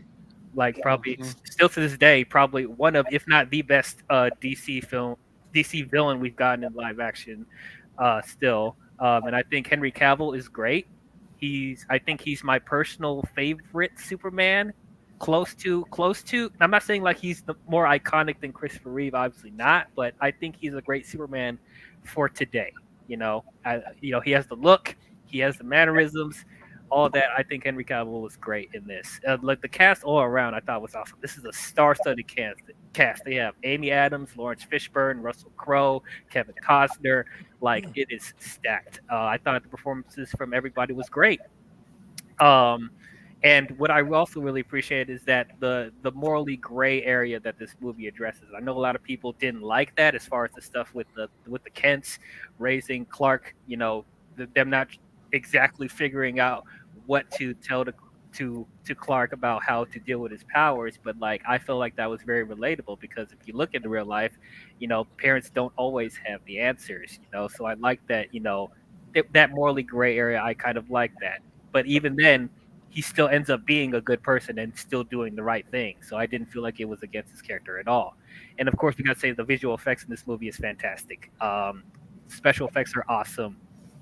One of my criticisms with Superman Returns is that he didn't barely did anything in the movie except lift things for the most part. He did save some people here and there, but like I did want to see a little bit more excitement. This movie definitely gave me much more excitement. Like the effects in here are incredible. The opening sequence on Krypton is jaw dropping. I love what they did with Krypton specifically. It's really really cool. They didn't try to like copy what they did in the Christopher Reeve movies. They did something different here, and I liked it. But yeah, man, I think it's a great movie. I think it's very underappreciated. Like I'm still looking forward to what James Gunn does with his Superman. But like I think I think in a few years, I think this movie will start to become a little bit more influential, and I think people will start to come around to it a little bit more. There are some things about the movie that I didn't love. It's not a perfect film. Like the way they addressed Pa Kent's death, I didn't like the tornado thing. I didn't like that. There are some heavy-handed Snyder-isms in here as far as his action scenes. He can be heavy-handed with that. I'll admit that. And Amy Adams as Lois Lane, even though I did think she was good in here, she was probably the weakest character in here. Like I expected a little bit more from her. She started. Yeah, I think her as Lois Lane was horrible for me. I think they chose a better actress for me. I don't think it was the actress thing. I think it was the writing because Amy Adams is a great actress. I just feel like the material that they gave her, it could have been better. But yeah, I do agree. She's probably one of the weaker Lois Lanes. But I think AOA might hate Man of Steel, and that's fine. Like I expected that. I expected a mixed response. It always happens when I talk about this movie. So well, it's not as bad as being in Matt's chat. So they're ready to get the pitchforks and burn people on that show. I guess so. But yeah, man, I love this movie. It's till this day, it's still my personal favorite Superman movie. Until we see what James Gunn does with Superman Legacy. But yeah. No. Did the panel agree with this or? No, I agree. I agree. Yeah, and I can't explain it better than he just eloquently did. This is, to me, it's my second best favorite DC EU movie after Wonder Woman. But and I'm not a big DC guy. You know that. We know you hate everything DC. No, not everything, bro. No. I mean, a comic already. I think this movie was solid, and I'm not a big Snyder fan. If it ain't Dawn of the Dead remake, and whatever else he's done, I can't remember. But I think this was a good fucking movie. I think it was a little bit too long though. I think he could have shortened it up a little bit, but I think it was solid. But he explained it very well, man. It's fucking, so. Definitely. Look, loving the original Superman movie. This was Superman 1 and 2 combined, if you really think about it, for a modern era. And no, don't get me wrong, I love this movie. I thought this was when I went to go see this movie, I really enjoyed it. I thought it was a fantastic movie. Even though I know I'm not a huge DC fan, when it comes to DC characters, I'm not Batman or Superman. Like I said, the 1970s Superman will always have a place in my heart because of my of me growing up and the nostalgia I have for it. This is a new twist to it, which it's modernized and it made for the modernized audience that is out there that loves Superman. They did a great job. He played a great Superman. Yeah, can't deny that. He embodies a Superman. He's the Superman of this era, if you really think about it. Yep. And it's a shame that we never that he's no longer part of the new DCU, and it's the same. The other movies were fucking garbage. I know, and what, the whole Batman versus Superman thing could have been so much better, and that's thing. But have you ever seen the BVS Ultimate Edition? Which one? Yeah. It doesn't. To me, it doesn't do anything for those movies. But Thorough said none of those Supermen come close to Brandon Routh. The Bradley Rock. I do like. He says like, he's just kidding. it ruined that actor's career. I think that movie. Yeah, it's like I do like Brendan Routh as Superman, even though I didn't like Superman Returns. I didn't think he was a bad Superman. Because it was just He was a great Superman in the Crisis crossover on the CW shows. Yep. He definitely was. You know, like I said, everybody has their own way of portraying Superman. But Henry Cavill, he actually embodies Superman. He is Superman. He is the Man of Steel of this generation. Hey, and I agree with his decision to kill Zod. Yep. For the modern era, for the modern time, what do you do? At that moment, what do you do? He's about to fucking whack. That was a controversy. People said that Superman doesn't kill. Same with Batman. Batman was killing everybody in the Batman movies. He didn't like the new age characters. They like the old age characters that they stop the villain before he does any damage and they go to jail to come back again to fight again. So, well, the thing with me is if you kill every villain in every comic book movie, you run out of villains eventually, especially the good ones. That's the problem Marvel's having now. Yeah, I agree with that. All right, next book. Oh, go ahead, DL. I was just gonna say, I'm okay with the Zod killing decision. Like, I understood, like, in the context, like, they had to establish why he would have that no killing rule. Like, that would be a really good indicator right there. But that's another thing with, like, I could have also seen it where he could have just went to the Phantom Zone with the other Kryptonians. Like, that could have been another thing if people were mad about. But I see both sides when it comes to that. Jedi says Brightburn is more realistic. Brightburn was a solid movie, dude. I like that movie. Yeah, it was a I solid. don't see that. I keep forgetting to watch that. Yep. That's what All Superman became bad. If Superman, if it actually was the opposite of him coming to Earth to destroy the universe, Earth instead of protecting. All right, next up, Harold and Kumar Go to White Castle, directed by Danny Liner and written by John Hurwitz. It stars John Cho, Cal Penn, and MPH. Released in 2004. You know I'm a fan of MPH. Yo, Neil Patrick Harris is great in this. Yep. I don't get this movie, but what? So this was my pick. We're going with the stoner theme still. You're in timeout, buddy. So for a stoner movie, this is perfect. I mean, you got two guys that get super high. They see a commercial on TV for White Castle, and the whole movie is just the dumbest shit that they go through trying to get to White Castle to enjoy a burger. I mean, you got John Cho, Cal Penn, Neil Patrick Harris, Ryan Reynolds was in that movie. Oh, that's right. He made a cameo. Bobby Lee, Anthony Anderson, Christopher Maloney. Come on, you have the director from Dude, Where's My Car? You know, come on, you can't go wrong with that. Yeah. This was the year before I graduated high school, so this was like, damn. Yeah. Bastard. That's funny. I do. I love this movie. Dude, it's just a great movie to It really get is. high to and just fucking laugh. Guantanamo Bay, Escape from Guantanamo Bay, but this was really funny. This had a lot more funny tones and stuff that the second one didn't produce. I will say this: I live 200 plus miles from the nearest White Castle, and it sucks. It really sucks. Wow, that's crazy. Is abomination. I live Yeah. down the street. It is absolutely disgusting. Well, I'll go buy me some chicken rings and overnight it to me, please. There you go. This would be the only thing I would eat in their breakfast. What, you don't like chicken rings? Their breakfast. No. White Castle. Mozzarella sticks. Oh. Yeah. So, double cheeseburger suitcase. Yeah, crave case. Yeah. Let's go. Dude, it's garbage food, but I'll eat it. Yeah. I remember going out Yeah. on nights, having White Castle after going out and drinking, and then No. hitting the toilet all day the next day.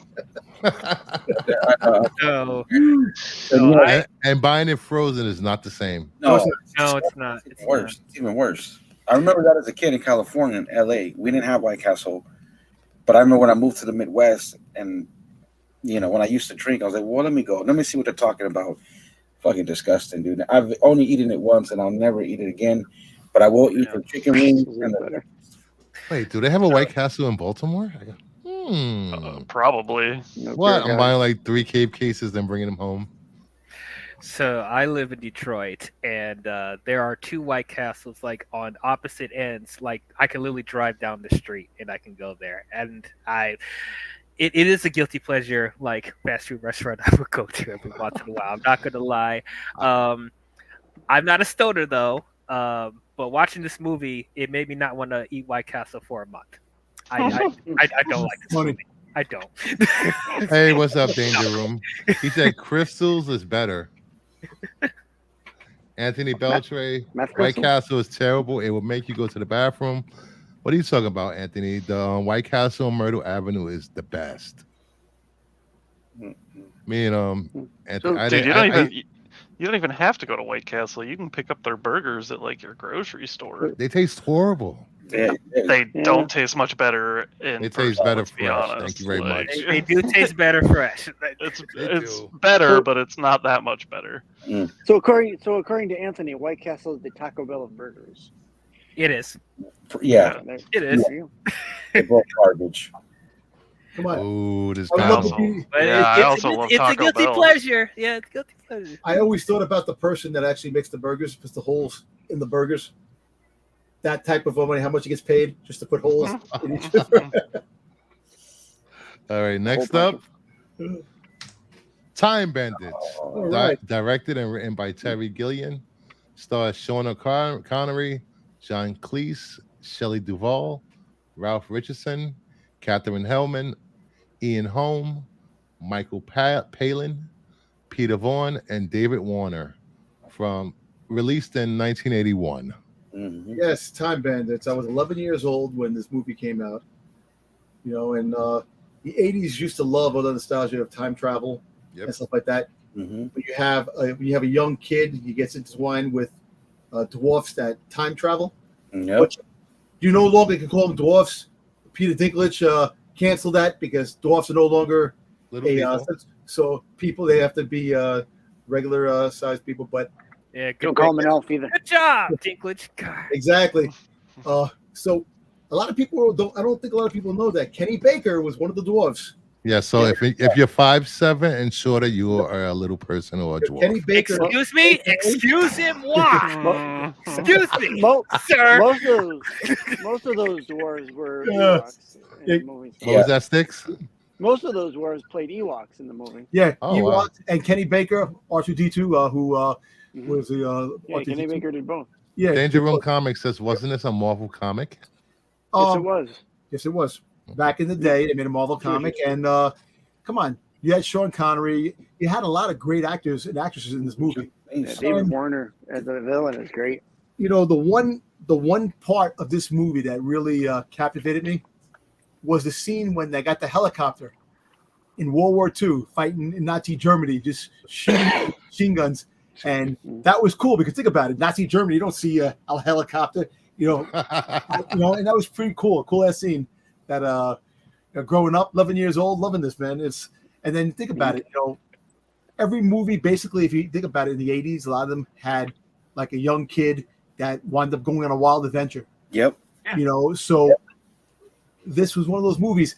You know, today it won't fly because of the dwarf situation. You know, the little people, you know, type of thing. But it's still a great classic. And I think if you were to watch it today, it may not float the boat because of the 80s, the CGI and all that stuff. Really Nobody cares about CGI. But the story, it was fun. It was fun, action-packed, and it had a lot of adventure in it, which really, if you're a kid, that's what you want: fun, action, and laugh. You know, so I really enjoy this. And actually, I'm gonna go back and watch this. Yeah, I haven't seen it in a long time. Wasn't Excalibur at 1981? I think Excalibur was in 1981. I think it was in the 80s, in the early 80s. But yeah, this was, and you know what? Think about it. This was a PG movie. So basically, if you think about it, you know, kids of all ages could watch this movie and enjoy it. Hey, it might have some scary things. Well, PG back then is mature now. Yeah, exactly. Remember, Temple of Doom was PG. Just let me know. Yeah, true. But like I said, these movies have an everlasting, life, shelf life. And I think if people brought these out and started watching these again to bring these back into light, these will definitely gravitate and it become mainstream again. But yeah, Time Bandits, watch it. It may not be what your cup of tea, but I guarantee you'll get a good laugh and and just like the adventure, it'll give you some kind of childhood memories if you. When I saw this, I was very close to picking Ice Pirates for my pick for tonight. Ice Pirates, yes. I love Ice that Pirates movie. is great. Ice Pirates is a great movie. I've never seen this. Only timeless classic I've ever seen was Debbie Does That. Yes, I saw that too. Now that's an award-worthy film. Yes, it is.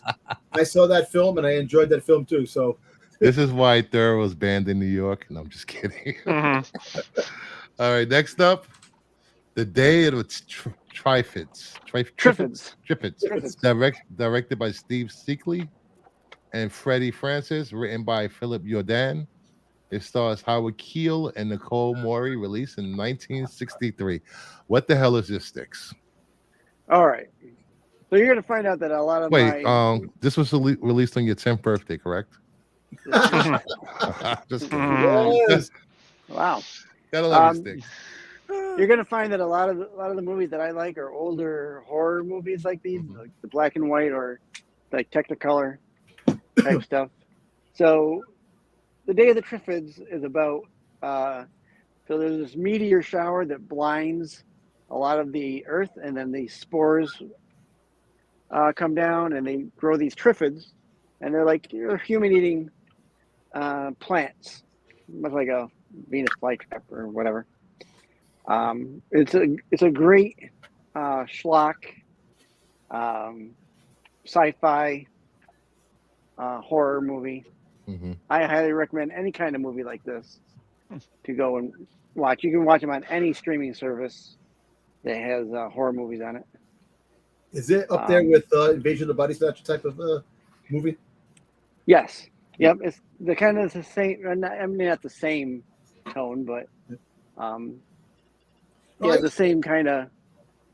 Still kind of tone. I know. I think I seen this a long time ago. I think my father watched this when I was a kid. They remade this in the early 2000s, or there's 90s? a couple remakes. There are a couple remakes. Yeah.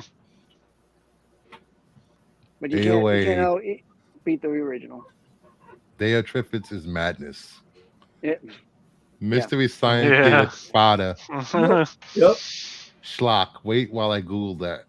Yep. There you go. Google it. You're gonna learn something. Nice. We might have a guest appearance by Jedi in the next coming weeks. Oh, if he wants. Absolutely. Come on. We're gonna bring up the median age of the show by 30 years.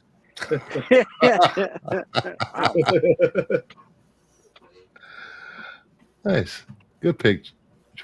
Check out Day of the Triffids. Has anybody else seen this besides Six Boys? Nope. No, I'm gonna watch it though. Yeah. This is a good one. I love Technicolor, black and white sci-fi and horror movies. Yeah. I like those kind of sci-fi. And I was telling Bruce this the other day. I said anything that's like a George Pal or George Harryhausen type stuff, I love. So I only watched like the Universal Monsters, Godzilla, and Power Rangers. So this was not. Oh well, go. We're gonna broaden your horizons. Broaden your horizons. I think my two favorite movies from the 50s and 60s horror is The Day the Earth Stood Still and Forbidden Planet. Mine is The Day the Earth Stood Still and The Blob. Oh, nice. Original Blob. Dude, I can't sit through that stuff. Like, I love so it. I got the new Texas Chainsaw Massacre video game, and I was like, I need to go watch all the Texas Chainsaw Massacre movies again. Old horror movies are so bad, like so bad. Some of them are just impossible to sit through. Really? Yeah. Well, dude. Yeah, some of them. They are, but you know what? The suspense on them when you watch them, which modern day horror is. If it wasn't for that horror, modern day horror. True. You know, True. You know, like Evil Dead or Nightmare on Elm Street or Classics, man. Classics. Friday the 13th.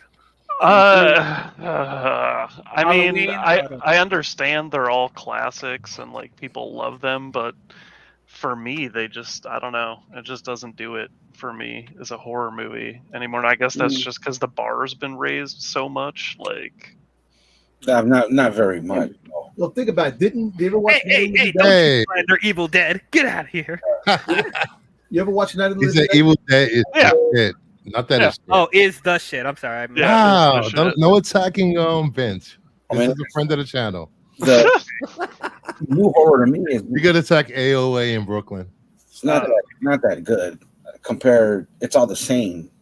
But It's, it's the same. dude, it's not this like. Yeah, Go watch Texas Chainsaw Massacre 2 again. That is the worst horror movie I've ever seen in my entire life. Like, it was so bad. that's 80s. I think the first one was better than the rest. Hey, Lopez, you said it's all the same, right? It Yeah, just- you get that line of the Bon Jovi song. It's all the same, only the names have changed. That's right. That's it. Oh boy. Somebody's looking for a record deal. Oh yeah. Not me. I never really just want to. I never understood the appeal of Texas Chainsaw Massacre. I'm gonna Josh has Yeah. no One taste. of my favorites. I guess I don't have taste for, I understand when these movies came out they were like groundbreaking, but that's not what they are anymore. Like, it's just- Jedi agrees No. with you. The bar hasn't been raised. It's the same tropes nowadays as back then. No originality. I agree. Some of them don't even hold up. Yep. Honestly, let's be real. Yeah. They don't. But Night of the Living Dead. That movie forever changed the zombie genre, which I actually really love. Mhm. You know, Friday the 13th, the second one, Halloween, Nightmare on Elm Street Part 3 is my favorite out of all those. Let the Dream Warriors. Dream War, yes. Madonna sang that song. Welcome to prime time, bitch. Josh is rolling out with foreign comic paper. Facts. If Hey, I understand people have nostalgia for stuff, but that doesn't make it good. So, Right. No, I agree. There's some that are just garbage, but there's some that are no, and I agree with that. solid for the time. Yeah. Not, For the time, not yeah. everybody's gonna like this kind of horror, right? I mean, you like you said, a lot of people like you yourself. You grew up watching Friday the 13th, Texas Chainsaw Massacre. Mhm. You know, those kind of slasher blood films Yeah. are a different aesthetic. Yeah. To what this is, this is Right. nothing like that. yeah, like Zack Snyder's Dawn of the Dead. Dawn of the Dead. That's why I like Zack Snyder's Dawn of the Dead. Well, the original Dawn of the Dead is what captivated me with zombies. I love zombies, and the new Dawn of the Dead was great with the running zombies. I love it. Oh yeah, dude. Lord BK says if Leatherface was wearing a snuggie, Josh would like it. I probably would if he had a snuggie on when he had the black hair and the suit underneath. Oh my god. All right, next movie on the list: Oh, Terminator. Oh, Directed. Wow. In a gallery, please settle down. Terminator, directed and written by James Cameron. It stars Arnold Schwarzenegger, Linda Hamilton, Michael Biehn. Bean. Yeah. Released in 1984. Lopez, take over the show for a minute. It's all Come on, yours. I don't even have to explain this movie. It's a fucking classic. I was gonna say, do you really have to? Yeah, hype up right. This movie. I mean, this is a classic. I'll be back. James Cameron on the map, bro. Yeah. Put Arnold on the map, and my boy, may rest in peace. You guys know who I'm talking about. Hudson from Aliens. Bill Paxton. Bill Only Paxton. Oh yeah, he's in that. Yeah. Yeah, the only He actor. plays one of the punks. Yep, and he's The only one that was all three movies. Three Yeah. franchises. Terminator, Predator, and Aliens. Yep. Mhm. It's a classic movie, man. I mean, it's a fucking movie. I mean, I prefer the second one. That's me, but I'll never forget first time watching this movie on VHS, dude. Because back in our day, we watched rated R movies, and I remember, dude, Mhm. everything about it. Even when it comes on, that movie company was it Corolla? What was it? Yeah, Corolla. Yeah, Corolla, and it comes on, and it's just everything about it. And then it was in LA, and that's where I'm born and raised, and the observatory and Griffith Park. Everything. I love this fucking movie, dude.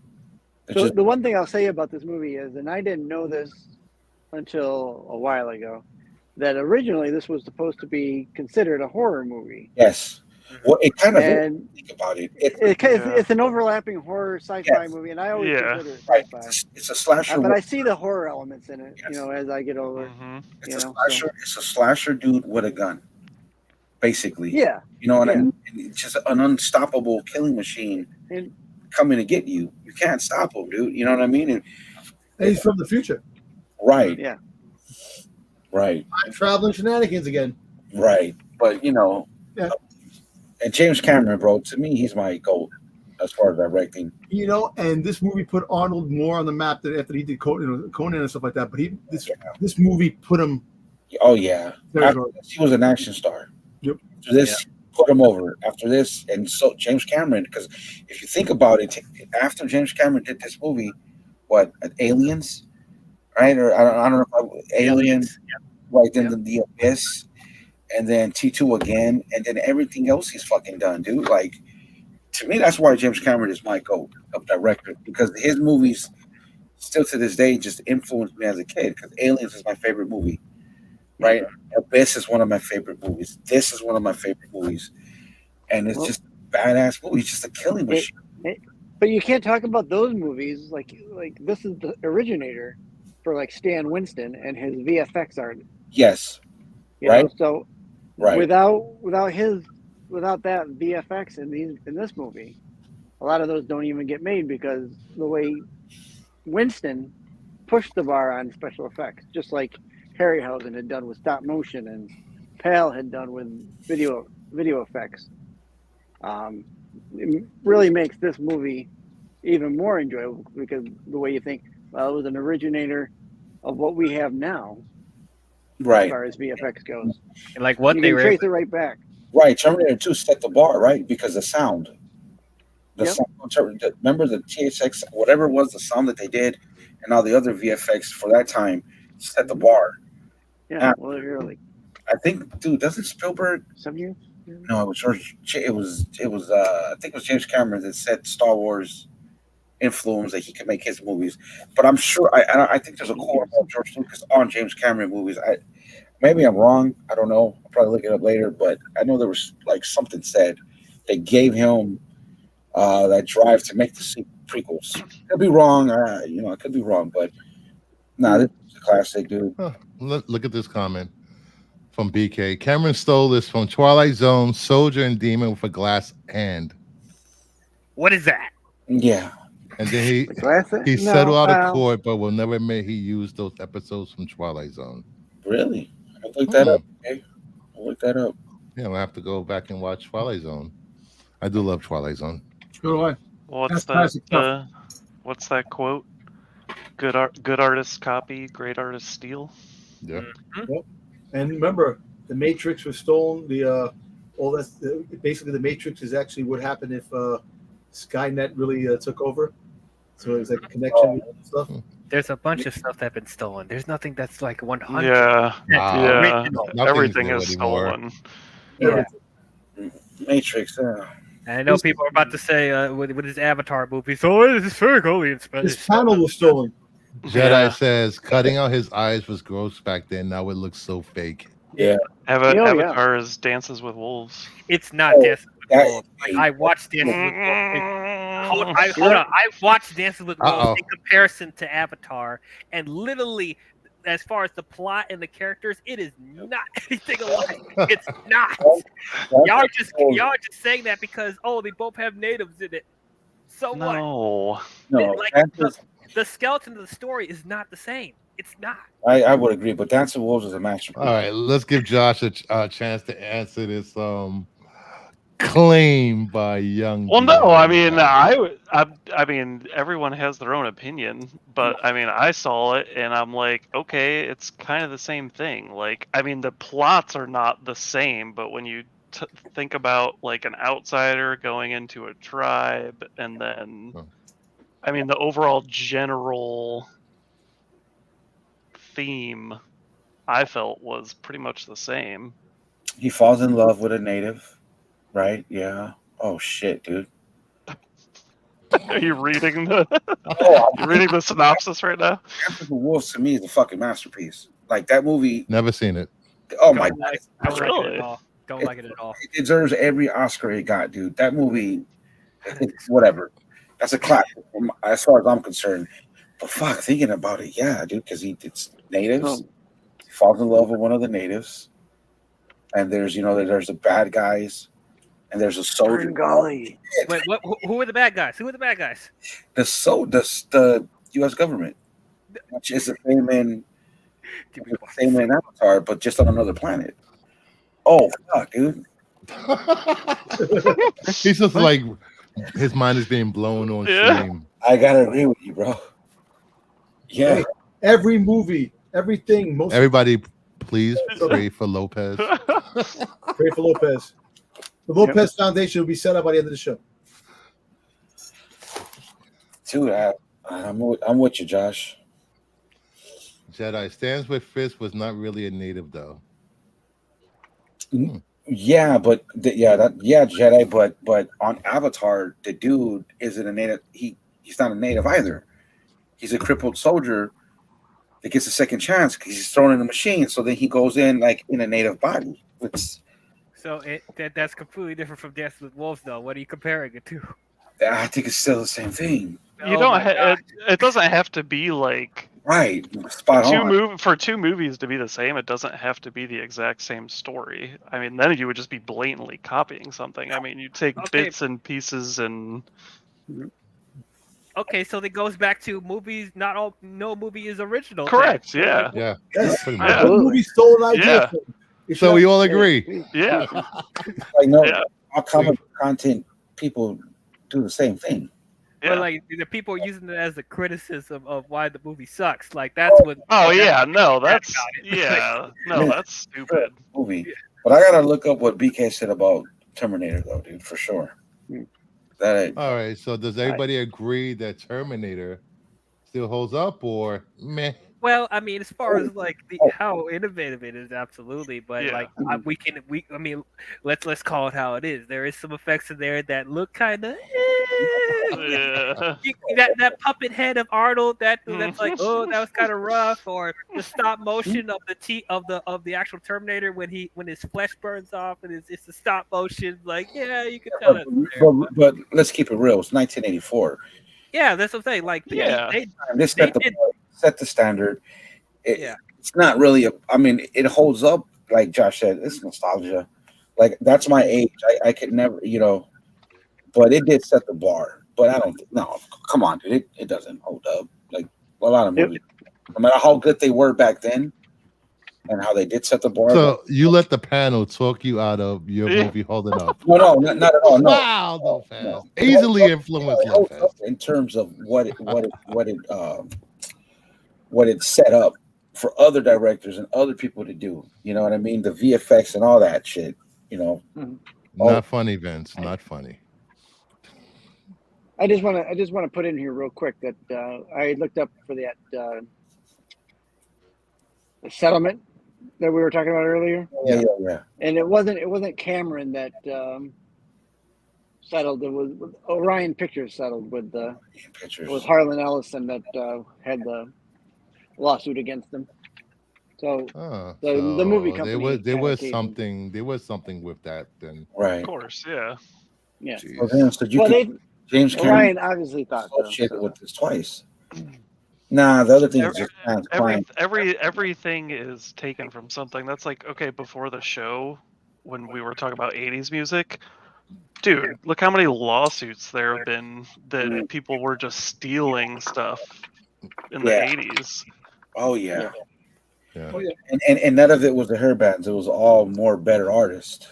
Hmm. Yeah. So Don't what say was a the yeah, bands, all right, buddy? Peter Gabriel? No, who got sued? Oh yeah, dude. Vanilla Ice. Who Yeah, did he's that? not an artist. Well, but you're right. But still, he sampled. And then there's what's the guy that had that? He's married to that attractive actress. I can't. That's a very broad. That guy married to that very Robin actress. Thicke. Alan Thicke's son. Robert, Oh yes, Robin Thicke. I mean, good lord, I'm pretty sure the Robin Beatles. Thicke. Robin Thicke. are you talking? Wait. Shoot. I know who you're talking about. Yeah, Robin Thicke. Bro. Robin Thicke, Is it Robin the Thicke? actress. He cheated on her. Yeah, Yeah. She was in Mission Impossible: Ghost Protocol. Shit. yeah. She's nude in that Denzel and Wahlberg movie. Topless. In that movie, is it Mark Wahlberg and Denzel? I believe so. But yeah, see, now we're going on a rabbit hole we shouldn't be going down. Yeah. Right, Mr. Bruce. Paula Patton. There you go. There you go. Thank you. Yeah. God, started. His Fire.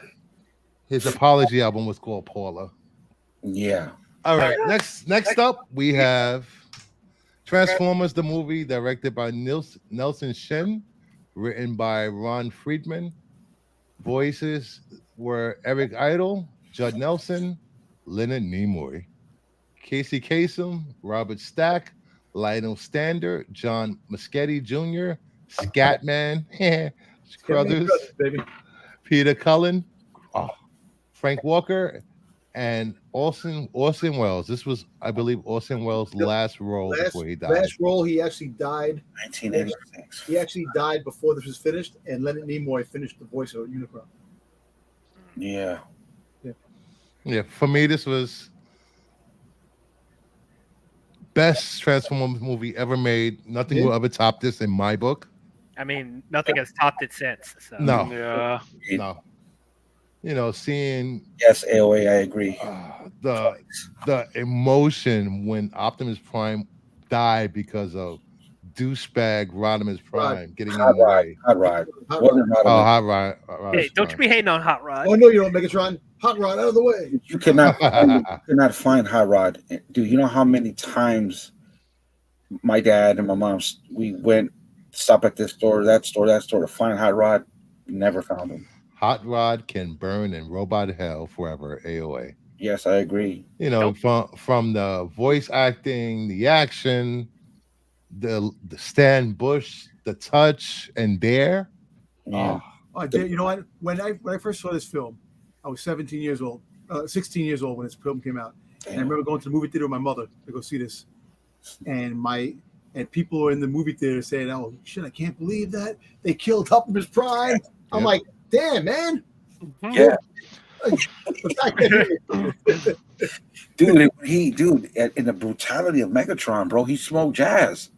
I don't remember in the beginning when they played friggin' Instruments of Destruction. In the beginning when they went inside the shuttle. But one thing that always bugged me about this movie is that when Optimus Prime, had the fight with Megatron, he hit him and he fell. He didn't get hit that hard. He didn't fall, and all of a sudden he couldn't breathe. Like Megatron was tougher than that. Optimus went all the way back and but it's that was a punch heard around the world. I know. All these years after Prime for Megatron, he finally does that, and then I don't know, man. Megatron was much tougher than that, but dude, I did like Galvatron though. The next day at school in elementary, oh man, it was the talk of the class. Optimus. We were all butthurt, bro. And this movie changed G.I. Joe not to kill fucking Megatron, who speaks? He's in a coma. Yeah. Thorough said kids today will have PTSD watching this movie. Because they will need therapy.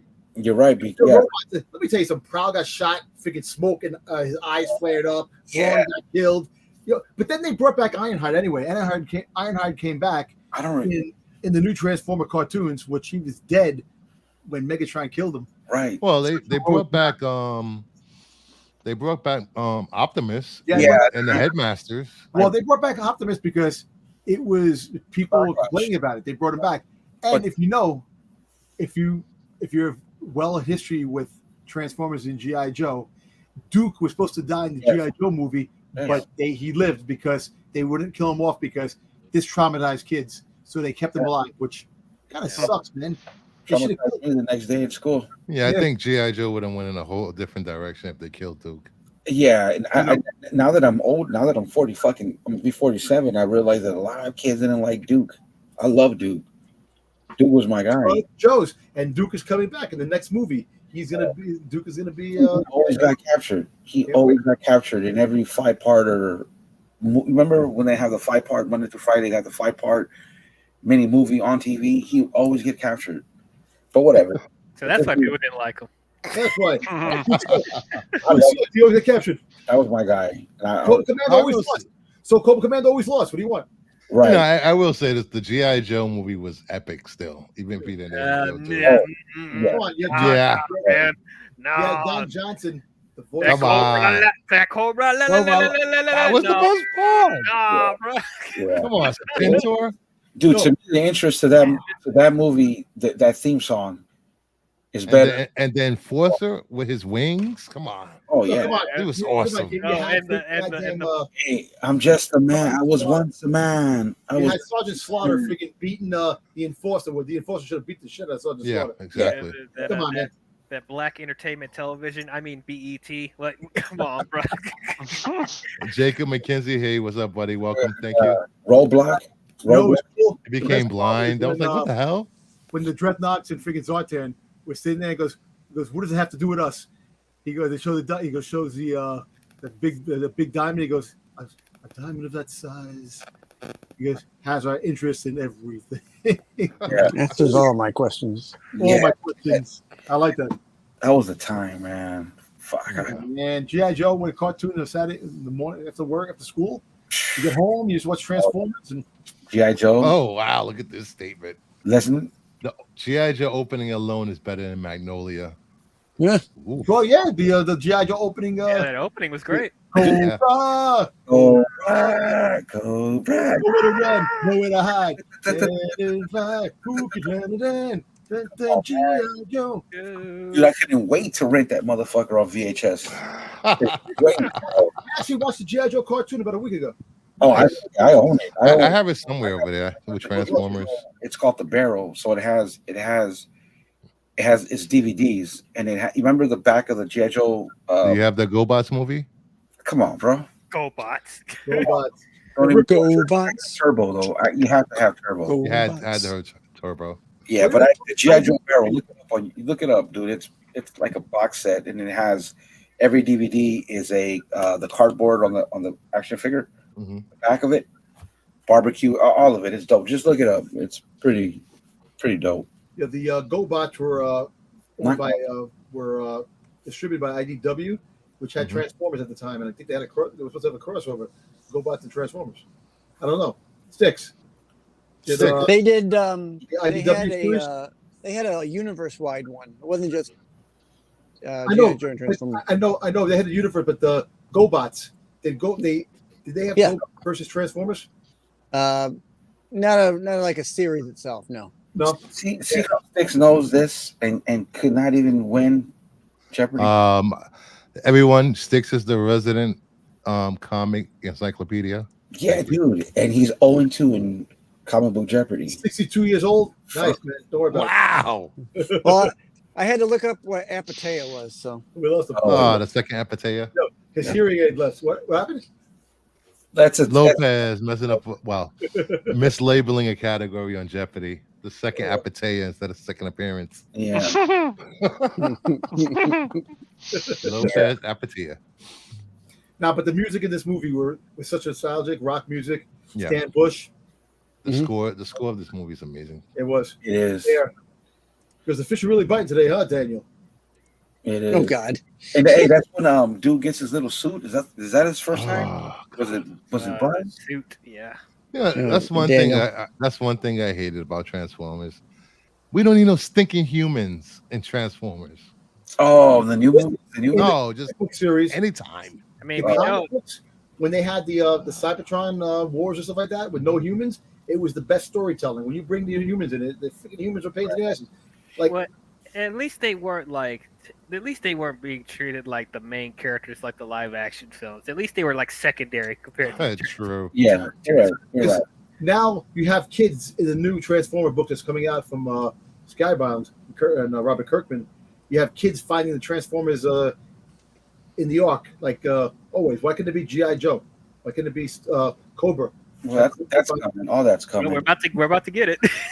Have you guys read Void Rivals? Yes. Is it good? It's pretty good. I like it. Okay.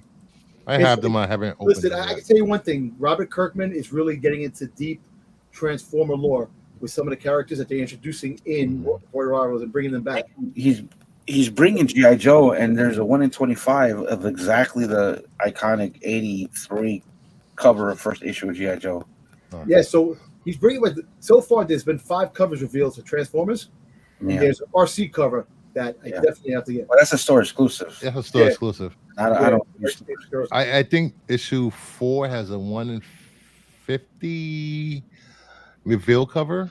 A reveal heading cover or whatever. Like Transformers. Yeah, I think it's going to be Starscreen. I was told. Oh yeah, I think it's done by what's his name? The Starscream cover that's coming. Yeah, I know. I seen the Starscream cover. They showed it. If I'm not mistaken. Yeah. And you know what else has a comic issue 1 coming out? I think Bird City has their own Transformers issue 1 coming out.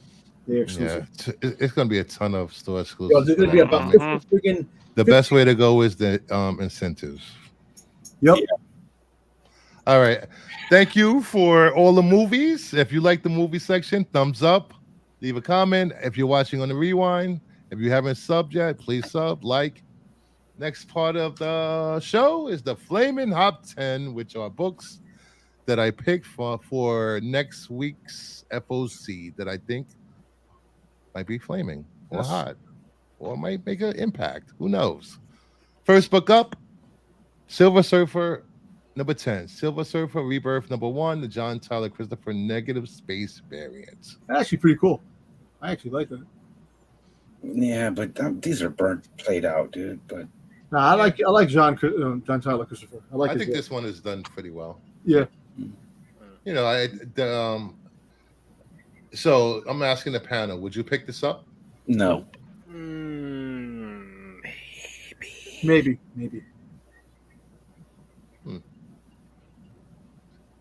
I don't know. I haven't decided yet. But for the most part, the panel says maybe, no. Because I like probably Silver not. Surfer, but Get Josh Brolin to sign it. It's a great book.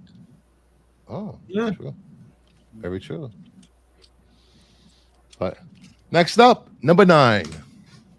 Amazing Spider-Man, number 33, the 1 in 25 Gleason variant. You know, well, I tell you what. A nice cover. It's a cool Craven cover. Yeah. Mm-hmm. The story alone is very intriguing. Spider-Man is supposedly supposed to be turning into the Green Goblin. Yeah. So that 24 issue arc. Get out of here with that. But I'm telling you one thing. I have a feeling the issue that he does become the Green Goblin is going to probably be bonkers, man, and it's going to probably be worth something. When he does become the Green Goblin. Nice cover, but I pass. nope, not a fan. I like it, but it's a no for me. I would buy this under ratio. Yes, I would. Mhm. Yes. Yeah. Definitely. All right. Number 8 on the list. Barnstormers, number 3, the 1 in 10 Noto variant. Pass. I like Noto. I do. What is this?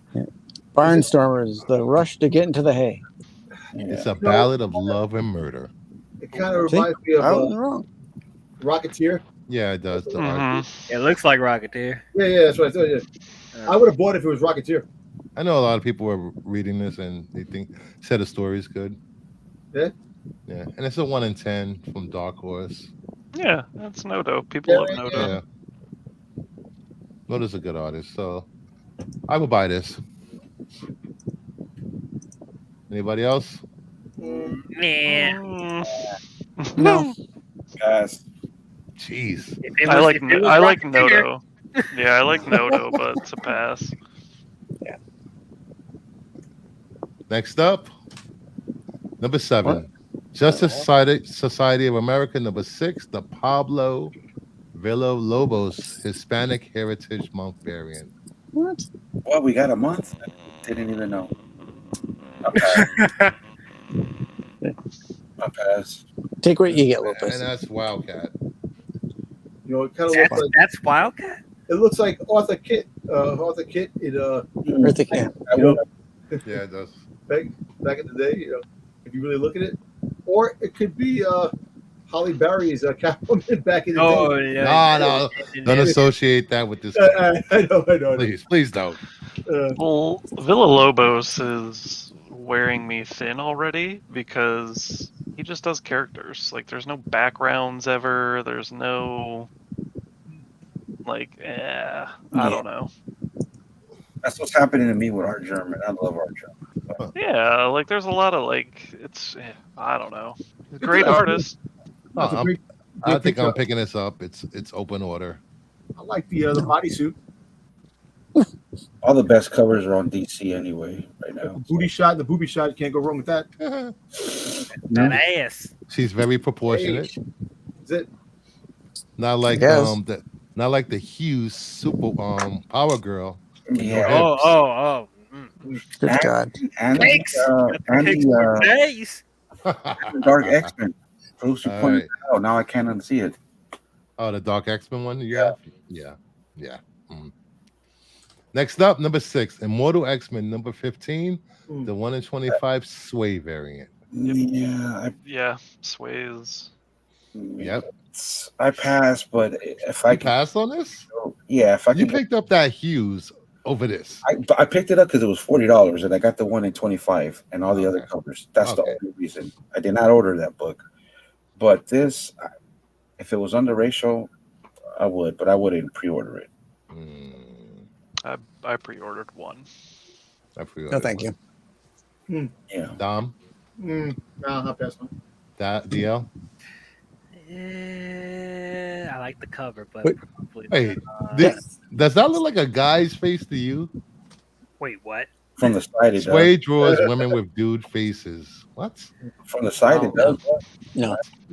I don't That's see it. called strong jaw Jawline. and high cheekbones. I'm gonna have to agree with Commander Cody on that, though. I'm just gonna keep my jokes to myself on this one.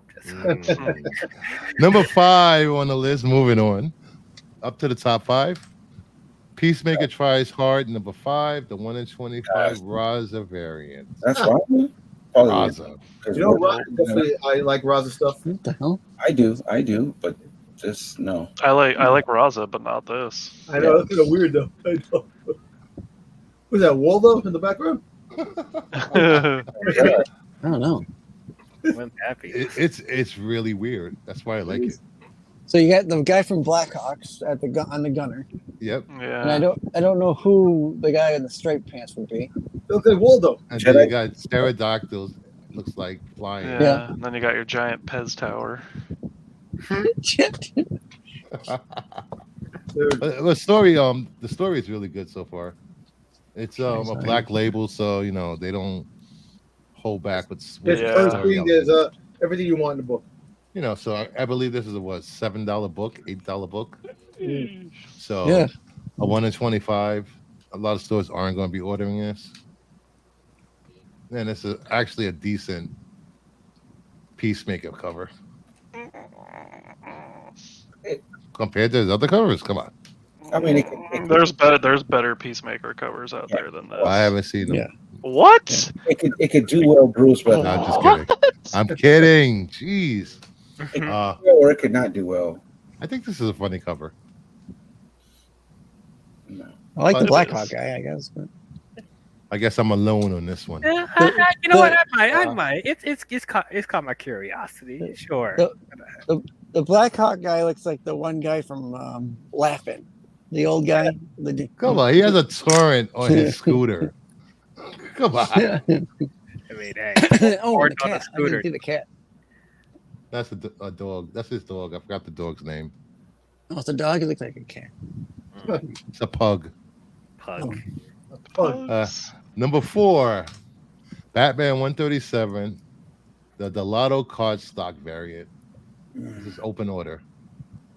I like this cover. Yes. Mm. Delato can do So- no wrong sometimes. yeah, why not? Sometimes. His hand looks kind of weird. Yeah, it's not that good. Mm. What you mean? No, I'm saying the cover looks nice, but I'm just saying. He hates DC.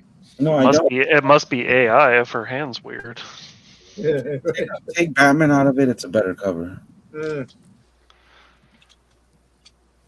Damn. Eh. Looks like she's trying to grab his breasts. But Yeah, isn't it? it's me. And he's not too happy about it either. Look at him. He's got that scorn raining look. He's all wet and soggy. He's pouty. Yeah, he's dark and brooding. Pouty Batman. I hate the rain. I'm wet. Not in a good way. That's my line. I'm picking this up. It's an open order. Quiet, away. Okay, we're the only one, so it's okay. Yeah. Next up, number 3, Kill Your Darlings. Number 1, the 1 in 50 segment foil variant. I actually like this. Smash. That is I wanted to get this, but I The just smash. Smash. I would buy this. I grabbed cover. I like horror stuff, so Yeah, this is great. Sure. I grabbed, Yeah. I think I did my That will be the rarest Delado ever. Yeah. I did the 1 in 10. We're still not over that, are we?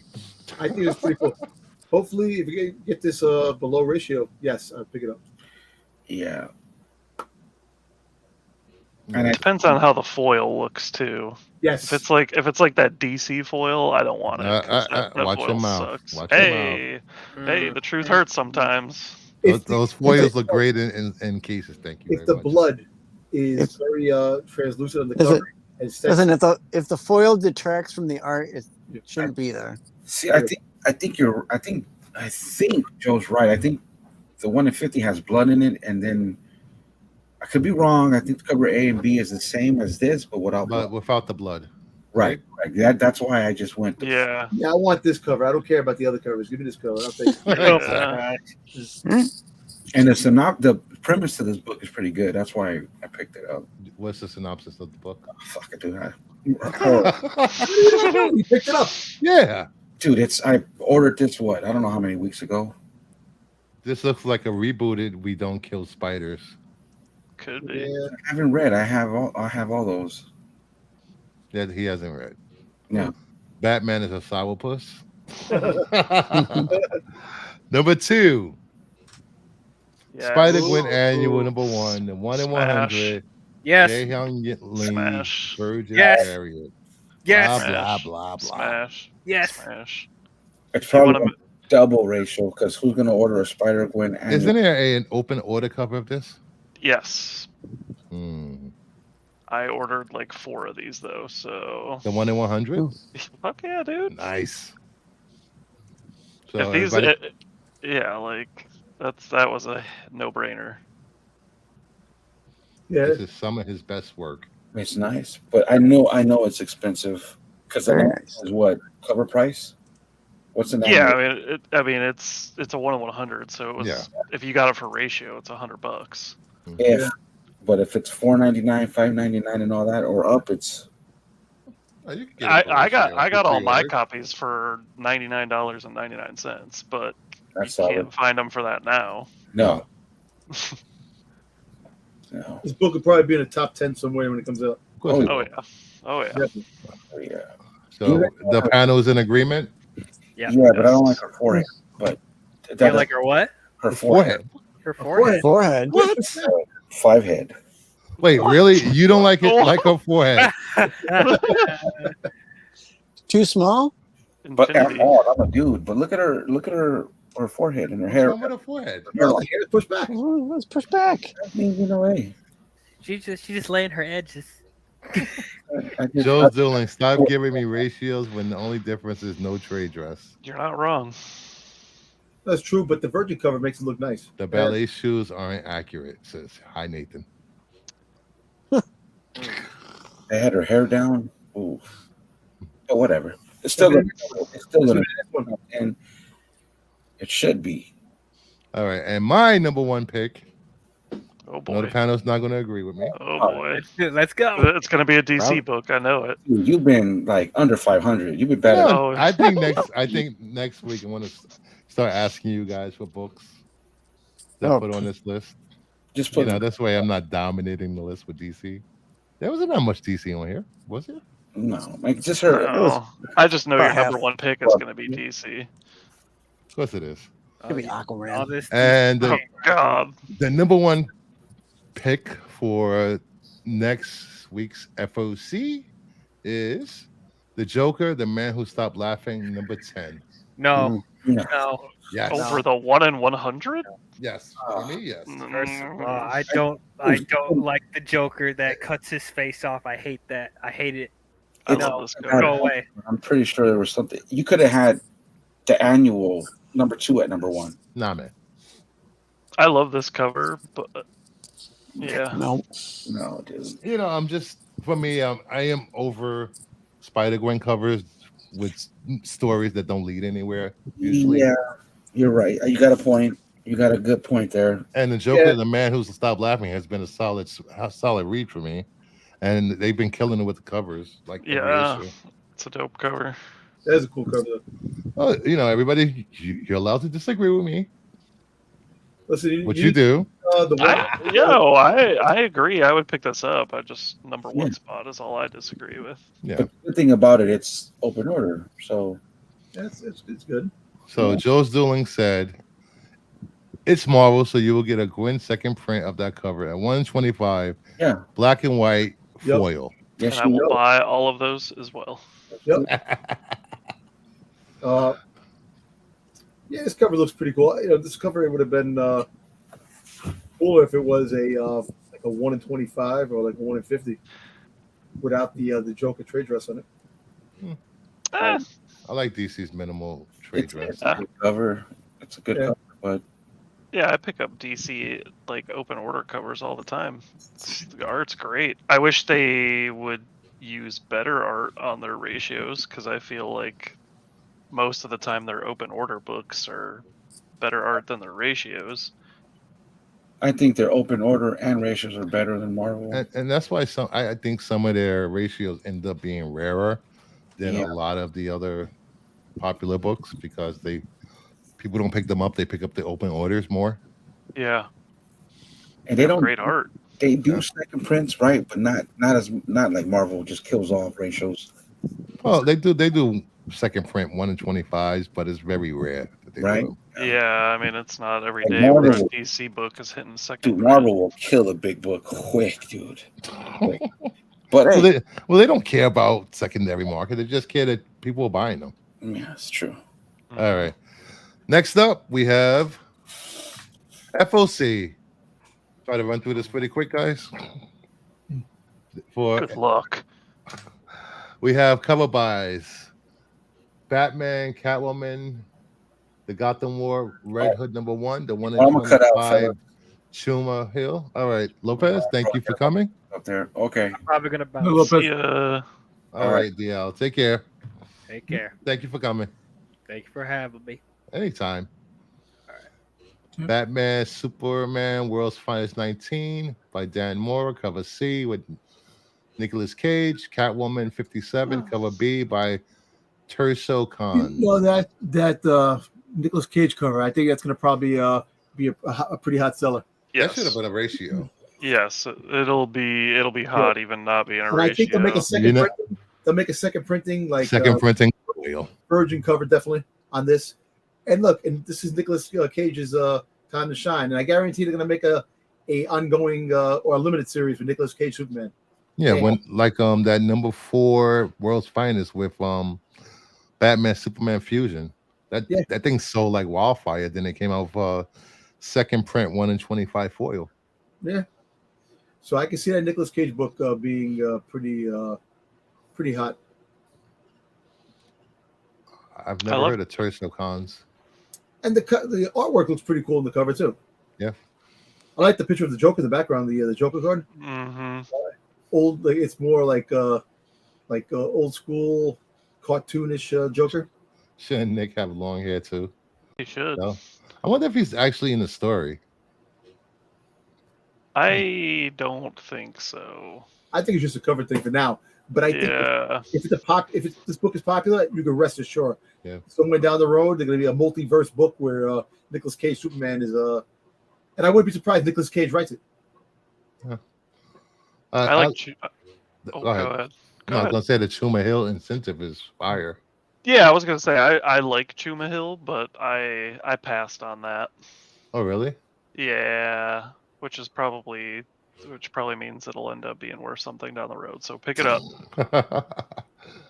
Yeah, I'm a fan of Red Hood. Let me see what else we have.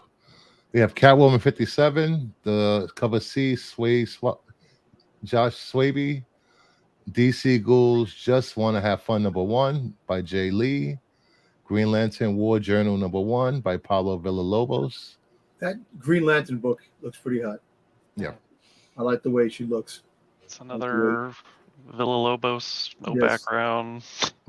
I know the same thing, but I do like the way There's clouds back there somewhere. Yeah. But I understand what Josh is saying about the background, but I think this cover looks pretty cool. I like the way the way she's drawn. You know, she's I think that book, and plus green stands out. The green is standing out. Yeah. Mm-hmm. I do like the different shades of green. Yeah. I like the DC Ghouls, the Lobo with a Superman mask on, and Luke Kid is Batman. That's funny. I like the blue. I like the Sway cover too. Yeah. Pretty good. Yep. But out of all three of these books, if I was to buy one, it'd be the Green Lantern War Journal one. I'll probably end up getting all three. I'm a DC fan. Damn it! I know you are. You keep saying that. I know you are. We have Harley Quinn #32. By the way, I did not do these slides. Red 5 did these slides, so the DC inspired stuff is not me. Harley Quinn 32, cover B, Jenny Frison. Harley Quinn 32, cover C, Rose Besh.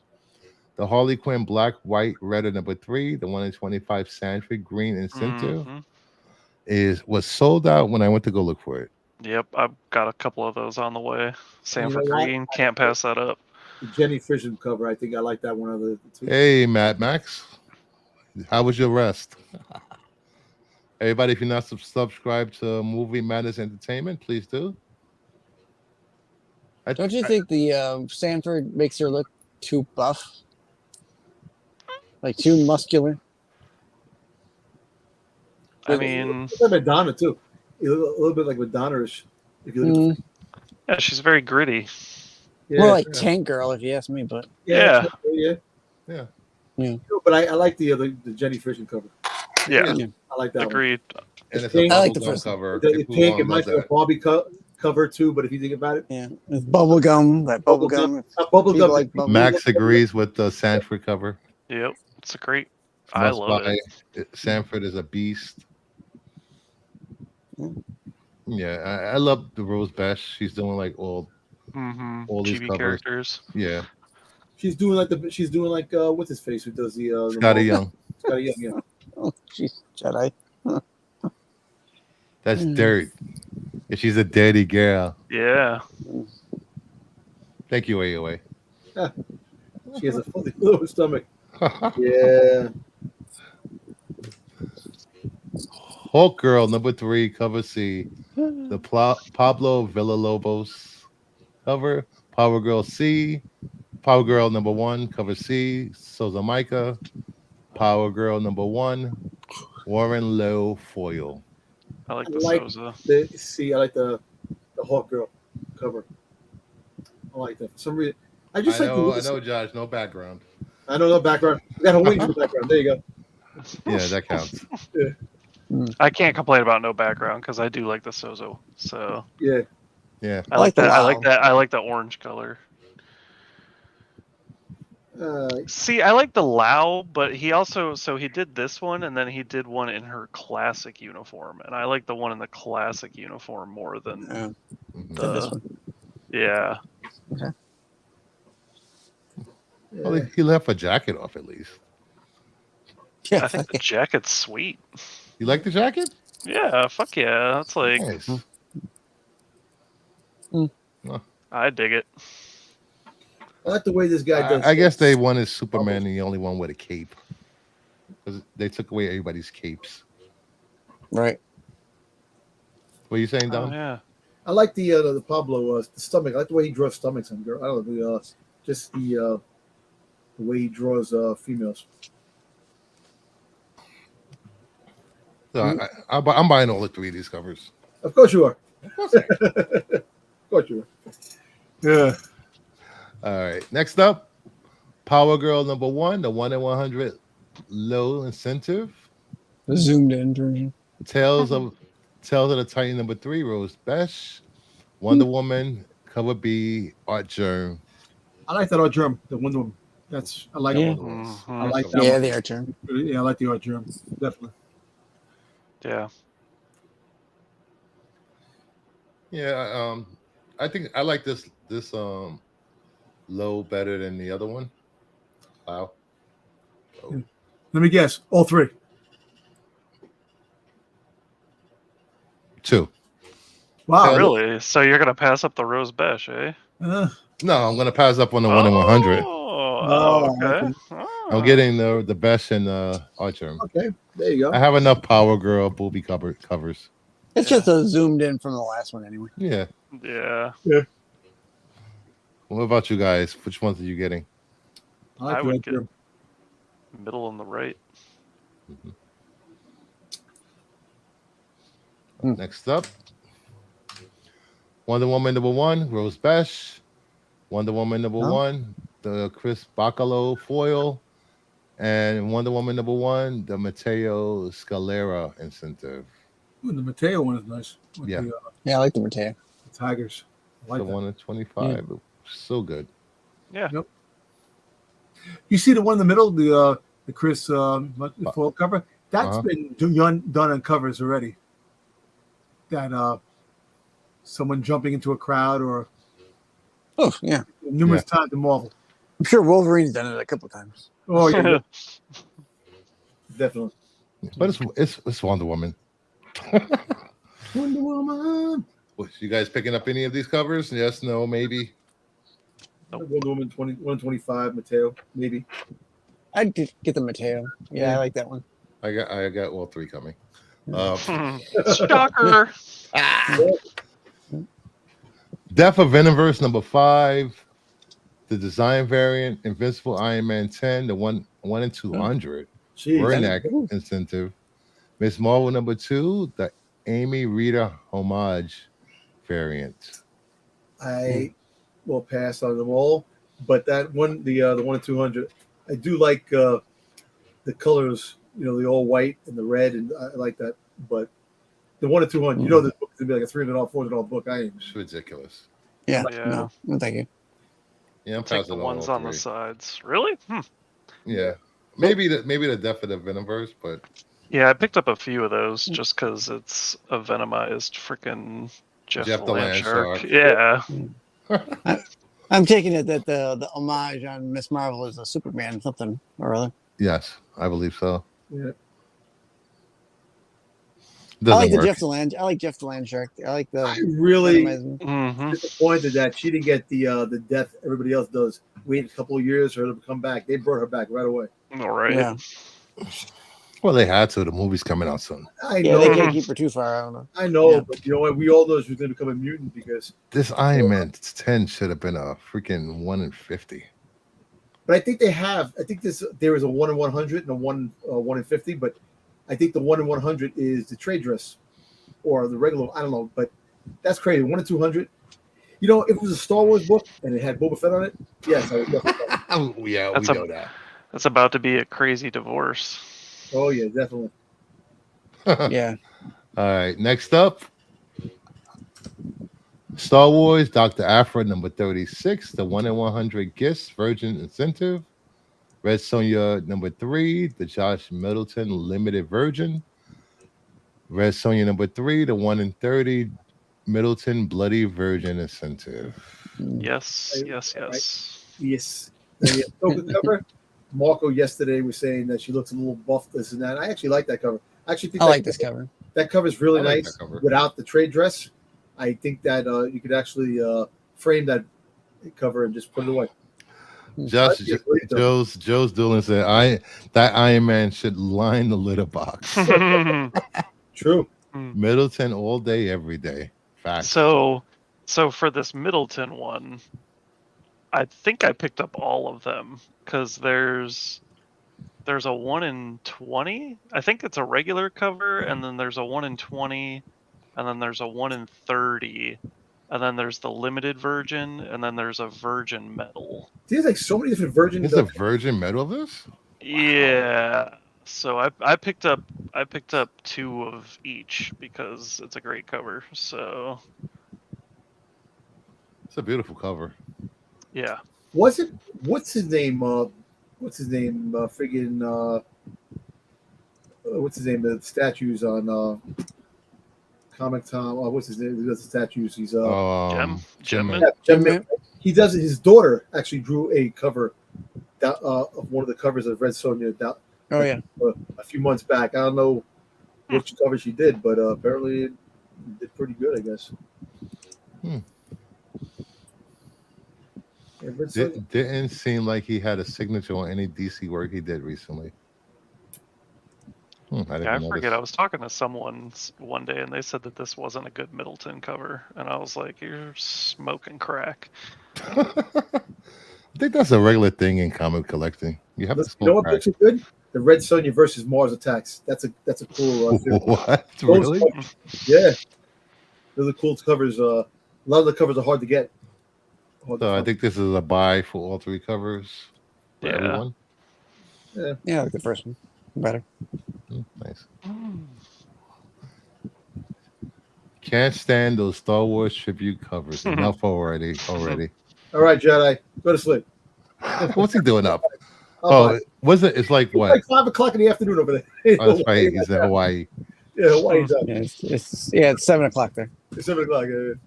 Red Sonja number 3, the 1 in 40, Barons, Virgin, Incentive. Now that's pretty cool. Oof. The ogre in the background. I actually like that. With the ogre in the background. Bjorn Barons. That's pretty cool. And 1 in 40. That's a weird friggin' ratio of like 1 in 30, 1 in 40. Those are the books that people should buy. The in between the 1 in 50s and 1 in 25s, because how many of those books are they actually made? If you think about it. A lot, Yeah. dude. So many people buy Dynamite books. Like, so many people. Yeah, I'm skipping this. Yeah, that's a little too. I don't know, something for me. Dynamite has weird ratio. Yeah, 1 in 7s. all that Barons weird can stuff. do no wrong. Wow. I don't know. He might have just did that cover wrong. Backsides. I like that. First appearance comic, Cyborg number 3, first appearance and cover of Atlas from animated series. Yes. It's a nice cover. Oh, yeah. Cyborg has been a good read. Thanks. That's all, folks. Yeah. Dang, Rock is is the that sun. midnight? Almost done. 3 to 4 more slides. Next up, we have Variant Hunter comics you should be looking for in your back bins, in your friend's basements, in the attic. Old ladies Not my at basement. garage sales. You don't Yeah, know. true. Pawn shops, Goodwill. Yeah. Wolverine Origins number 10, 1 in 100. Casada, 3rd claw variant. Lasso, 305. Raw? I have this one. Yeah. Wow. I have that one. Bro. Yeah, I have the regular one. I don't have that at all. That's a good one. I have Wolverine Origins, but not this one. Gambit number 1, gold retailer variant. Lasso for $199.99. And it's not even in that great condition. You know what? Bro. Bent- See, look bent at up. it. Jeez. Yes, bang up in the corner. That's wild to me. A lot Yeah. of rub. $200. That 90 Thank nostalgia you. all over again, you know? Think Yep. about it. Dude. That would have been a no for me. And I like Gambit too. Psylocke number 1, the wraparound cover variant, 2nd print. I like this. Lasso for $150. I like this cover. Raw. These are all raw, I believe. Yeah. I like just the wraparound cover. You turn over the back. It's like a whole. I like this. Yep. But I the like first printing is actually a much better cover too. Lopez got 2 of these. Dude, you should like send me one for letting you on my show. Come on. Deadpool #1, the Scotty Young Screw You variant, sold for $149.95. You see, the Interesting. other Scotty Young that came out with the book, you turn it sideways and he's shooting. I missed out on that book, and I think that book is actually going to keep going. That Sarlacc series is the best. Bench covers are awesome. Dom Likes to say yes. likes the side groin shots. He does. I can't wait to see Channing Tatum dancing around his Gambit in DP3. Yeah, we don't know yet. Still a rumor. Still a rumor. And the last cover of the night, if you're gonna find it, probably not. X-Men #1, the J. Scott Campbell Rogue Negative Space Lasso for $249.99 raw. I don't have. I have to skull it which one. I don't have this one, but I have the other one. It's different. Aren't there 2 of these? Aren't there Yeah. 2 different kinds? it would have been better. Wait, the other one, the other cover is the Savage Land cover or no? Yeah, I believe. Savage Land, right? Yeah. Both. Well, there is a Savage Land cover anyway. Yeah. And that is the end of the segment. Kingdom of Nerds. Please like, sub, share. Thank you, everyone, for showing up. I did not plan for us to go 3 hours. Hell yeah. I didn't realize it was 3 hours. Hell yeah. But I Yes. guess when you're having fun with friends, It was time 12 o'clock. flies. Thank you guys for coming. You got it. You guys are welcome anytime. Except for Lopez. You might be banned. I bet he's been on everybody's station already. I don't know He why. gets banned everywhere he goes. Everywhere he goes. Thank you guys. Please hit that like button. And if you're not subscribed already, please subscribe. And have a good night.